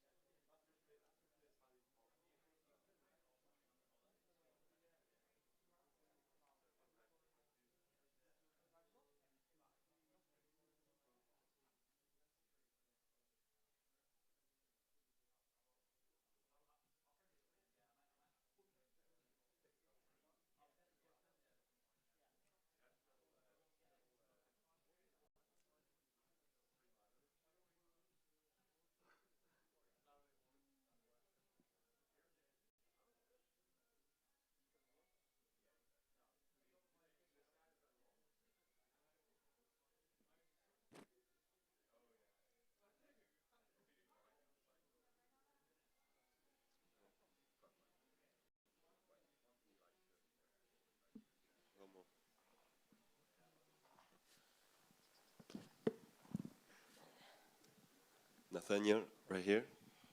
So you're most certainly aware of what happened in the previous fight of that was obviously cancelled of Lawson Keita. He missed weight. His opponent Patricio Pitbull refused to confront him when he missed weight. If it happened again with you, would you still fight him? I guess it would all depend on how much he missed weight by. You know, if he's missing weight by a pound, like my last opponent, no, the fight's still on. If he misses weight by 10 pounds, you know, obviously it's a different story. But yeah, I would always let my coaches make the decision. But yeah, I'm not going to turn down a fight because of, you know, a pound. Last time we were here in London, you showed a beautiful display of boxing against my fellow Frenchman, Morgan Charrière. You also have great grappling. You show this at Polaris events. Are we going to expect a great grappling showdown on Saturday? I think at the end of the day, it's mixed martial arts. And I don't really go into any fight with an actual game plan as such. I like to go in there and I just kind of learn as I go through the rounds. So if at any point I feel like the takedown's there and it will be a better chance to grapple, I will. But I also think that, you know, stylistically, this is a great matchup for me in the striking department. You were labeled the prospect killer after your last fight. Is that a position that you like better than being the prospect? No, it makes me feel old. You know, I'm only 32, so yeah, prospect killer makes me seem a bit older than I am. Thank you. Nathaniel? When we spoke, you voiced your frustrations about not having a ranked opponent. Everyone on social media said Nathaniel should be getting a ranked opponent or should be ranked right now. And so how do you feel about fighting someone who's making their debut? It's frustrating. You know, obviously, Cater's a big name. He's a tough opponent, but I'd rather someone that's in the top 10, top 15, which is what I feel like I deserve. But at the end of the day, I'm not the matchmakers. I just fight whoever they give me. Cater was the name. They said, you want to be on the London card? That's who you've got. So, yeah, it's frustrating, but at the end of the day, I guess there's a lot more that happens behind the scenes that I don't see. You know, for all I know, maybe they did offer me someone to another guy, and maybe they turned me down, or, you know, maybe everyone's not available. So I try not to look into it too much. I try and just focus on what I can control, and yeah, just go in there and compete against Cater on Saturday night. And what's fight week been like for yourself? Because it's been GB top team's very busy. You've got many fighters on the UFC. You've got put on Cage Warriors. So what's it been like in the gym, in an environment where so many people from your gym are fighting at the same time? It's great. If I'm honest, GB top team's always busy. You know, we have about 40, 50 pros in the gym, so there's someone fighting every other weekend. So, yeah, not much has changed, but the atmosphere's been great. You know, some of my main sparring partners are also fighting tomorrow night on Cage Warriors. So, yeah, it's been good to do a full camp with them. And last one from me. I'm asking every UK fighter on the card, with the White House being so hyped up and talked about, one of the biggest stories in MMA, if there was a UK equivalent, where would you want it to be held and who would you want to fight? If I'm honest, the only dream place I'd like to fight is Wembley Stadium. You know, I think that would be amazing. 80,000 people. I think the UFC could pull it off. So, yeah, if anything like that ever came about, that's my dream event. And who would you want to fight at Wembley? Whoever's got the belt at the time. Thanks, Daniel. Nathaniel, yeah, here in the middle. Hey, yes. Yesterday I talked with Lozan Keita, and he thinks you are a harder opponent than Patricio Pitbull because you are a seasoned veteran here in the UFC. And this is the peak of the MMA scene. And what do you think about him?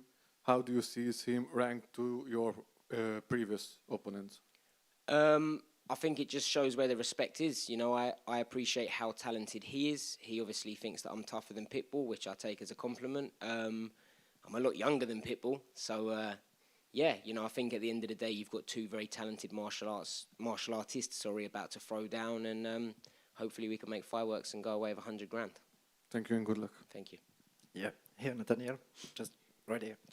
Yeah, after two huge wins last year in London and in Abu Dhabi, do you think like a finish in front of your home crown can guarantee you a top 15 opponent for the future?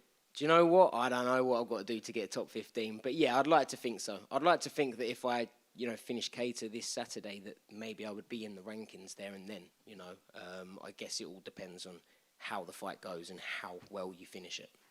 You make me the transition, because I hear you that the matchup you think is dangerous but perfect, because Keita is like an aggressor. Can you a little bit talk about this, because it was on French media, but it was very interesting.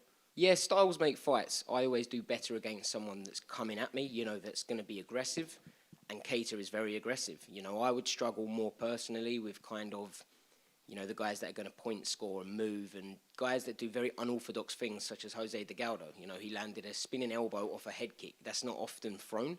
Keita, very powerful, but his style was quite basic. Overhand rights, left hooks, quite standard. Of course, I respect it. He's very powerful. He's been finishing guys at lightweight.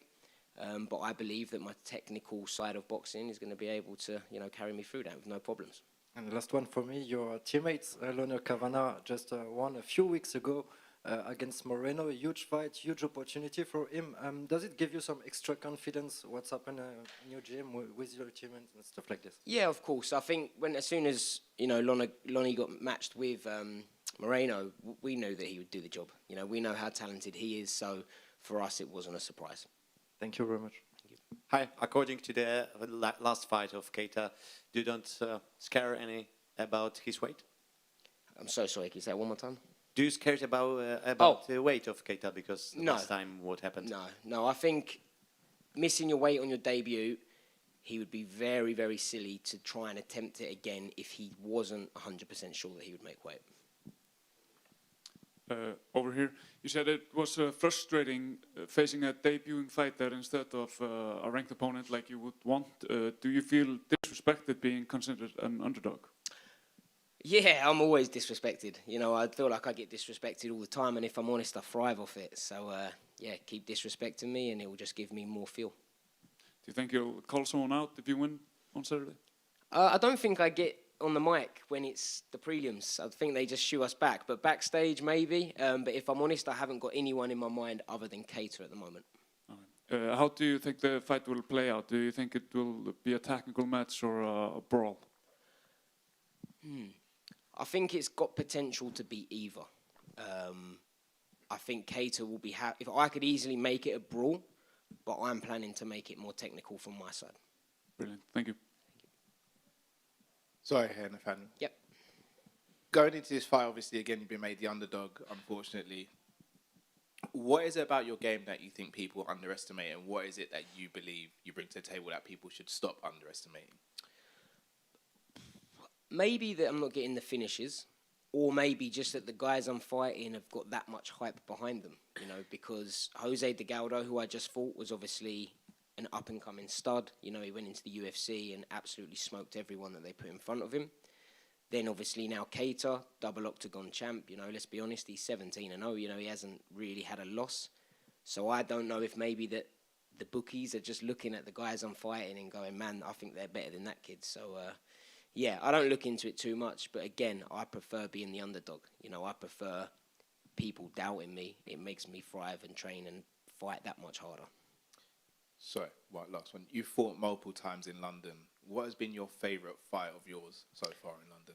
I would just say my debut in London 02, in 2019, just because it was the first one. It was the most special one. So, for me, it would go down as that. Hey, Nathaniel. Just wanted to say that your frustrations are shared, I think, and it's great that you go into a fight not wearing or carrying all of that, because a lot of your fan base do and share it as well. So, but just a quick question on it: what do you think you're not doing that you perhaps should be doing in order to get noticed or to get those opportunities a little higher up the rankings? We had some of the other fighters talk about how the game's changed this year with Paramount Plus and how matchups are happening. Do you have an idea as to what more you need to do to kind of... I definitely think finishing the fights would have helped. You've got that guy that just fought Josh Emmett, Kevin, that guy, he beat Giga, got a finish, boom, he's ranked. I'm sitting there thinking I put on a better performance through 3 rounds against all of my last fights, but I'm not getting the finish. So to me, throwing a big loopy overhand right or a spinning elbow, it looks cool, but it doesn't really say to me that person should be ranked in the top 10. And that's where I think maybe I'm going wrong. I'm not getting the finishes. And to me, I come away from my fights, and if it's a 3-round decision and I've put on a performance, I'm proud of it myself. Because I didn't get the finish, I'm not going to go home gutted, but I do understand that for entertainment purposes, they want to see finishes. So I would put it down to that mainly. And maybe I haven't got enough Instagram followers. Last question. Like and subscribe. Like and subscribe. Last question right here. So if, obviously you're not looking past Keita, but if you get a finish in that fight and you get an opportunity to fight for a place in the top 15 would you rather fight Melchizedek Costa to steal his hype or Josh Emmett to build off of his name? If I'm honest, I don't think I'd want to fight Josh Emmett now, just because obviously he's on that decline, and for me as a martial artist, I don't really take away much from that. I think the guy's 41 or 42, and I'm like, come on, Still in the top 15 though. He's still a beast, but it's just not fair, and I don't think that I would take much pride in beating someone when they're out of their prime, So for me, I'd rather a top 15 or top 10 guy who's a bit younger. So Melchizedek Costa would be the target. Yeah, let's do it. Yeah. Thank you. Lovely. Thank you, guys.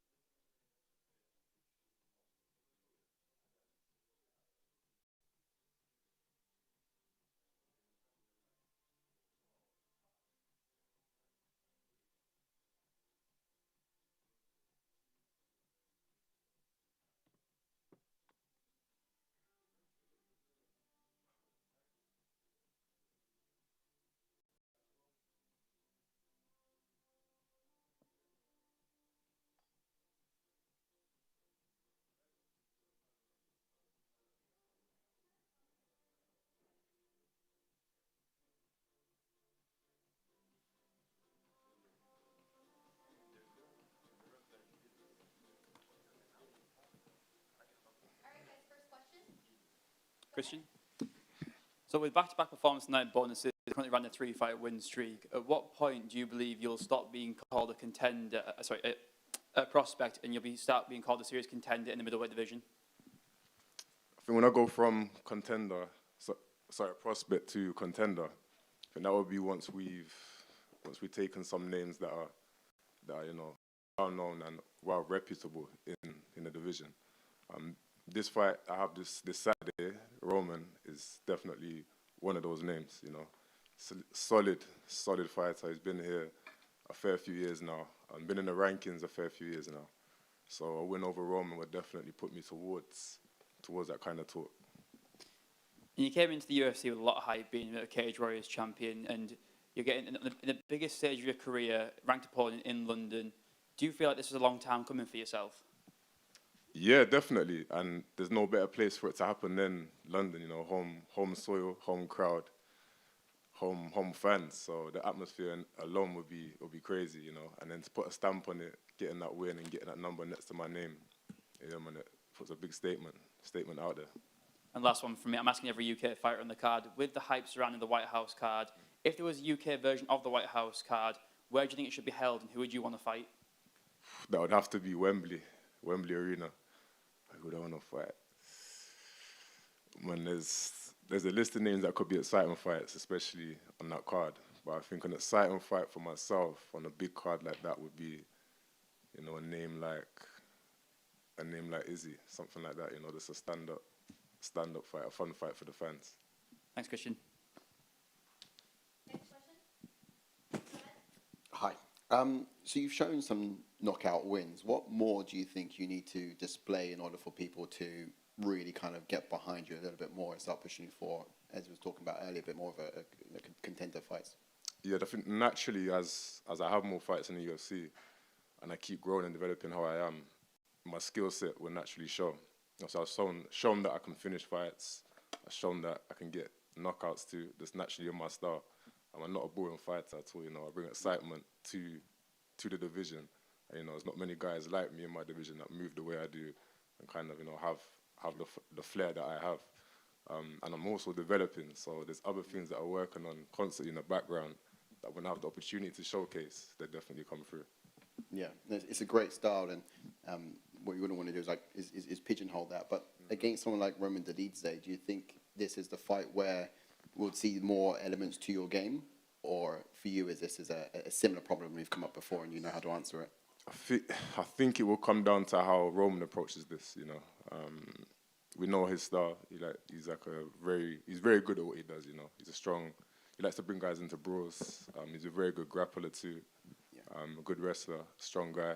It depends on what he brings, because there's fights where he's stood up the whole fight and there's fights where he's brought it to the ground. So naturally, depending on where it goes, you'll see what skills I need to bring out. Okay, cool. Christian? Right, good luck. Thanks. Right here in the middle. Yeah. Yes, sir. What do you think Roman will be your hardest opponent yet? I would definitely say he's well up there, yeah. He's well up there. And nobody kills him in his career, and you will obviously rank with a win, and this could be your breakout win in the UFC. Say that again, sorry. So this could be your breakout win in the UFC, if we talk about the middleweight title.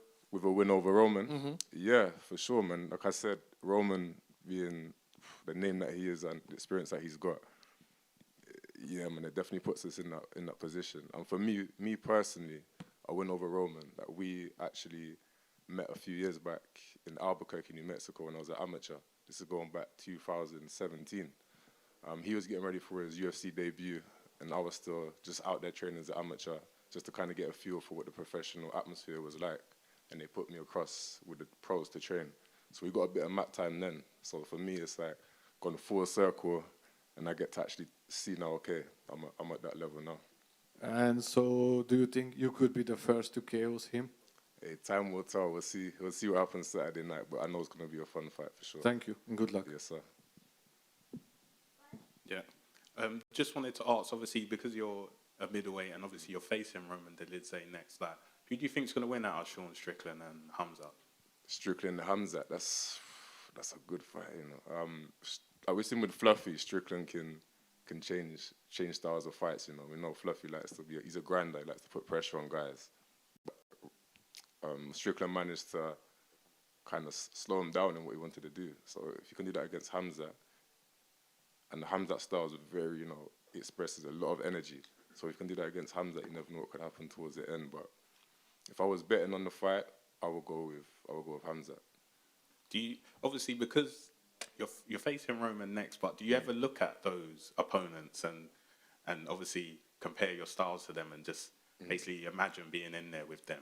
Yeah, especially 100%. I'm always scoping the division, scoping the guys above me, especially, you know, because as even back then I said with Roman, knowing that he's in my division, and I knew at that time where I'm heading to, I knew he could be a potential opponent, you know. So you scope these guys out, but looking ahead of the guys that are in the division above me, man, there's exciting fights all around, you know. You've got guys I've been watching and even fans of from when I first got into the sport.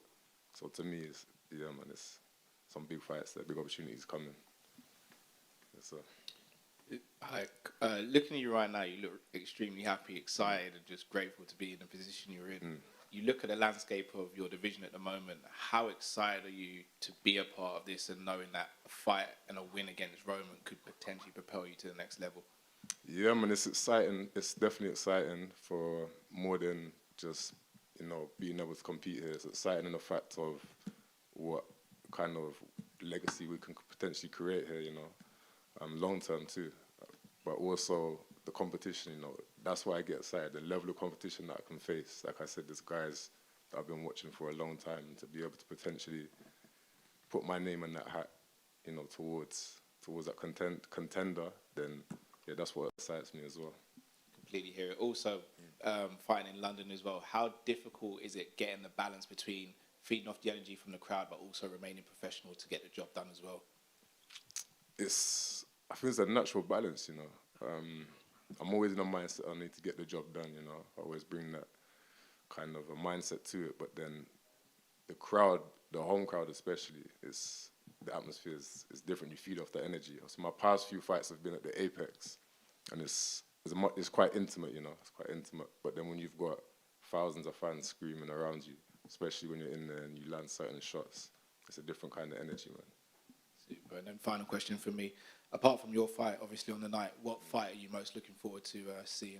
I'm looking forward to seeing Lerone fight, you know. I think this is the one, if he wins this, that puts him in for a title shot. A long time coming for him, you know. He's earned the sport undefeated, big finish in his last fight. So, man, I'm looking forward to seeing Lerone complete, and obviously the other UK guys. All the best for Saturday. Respect, man. Appreciate it. Over here.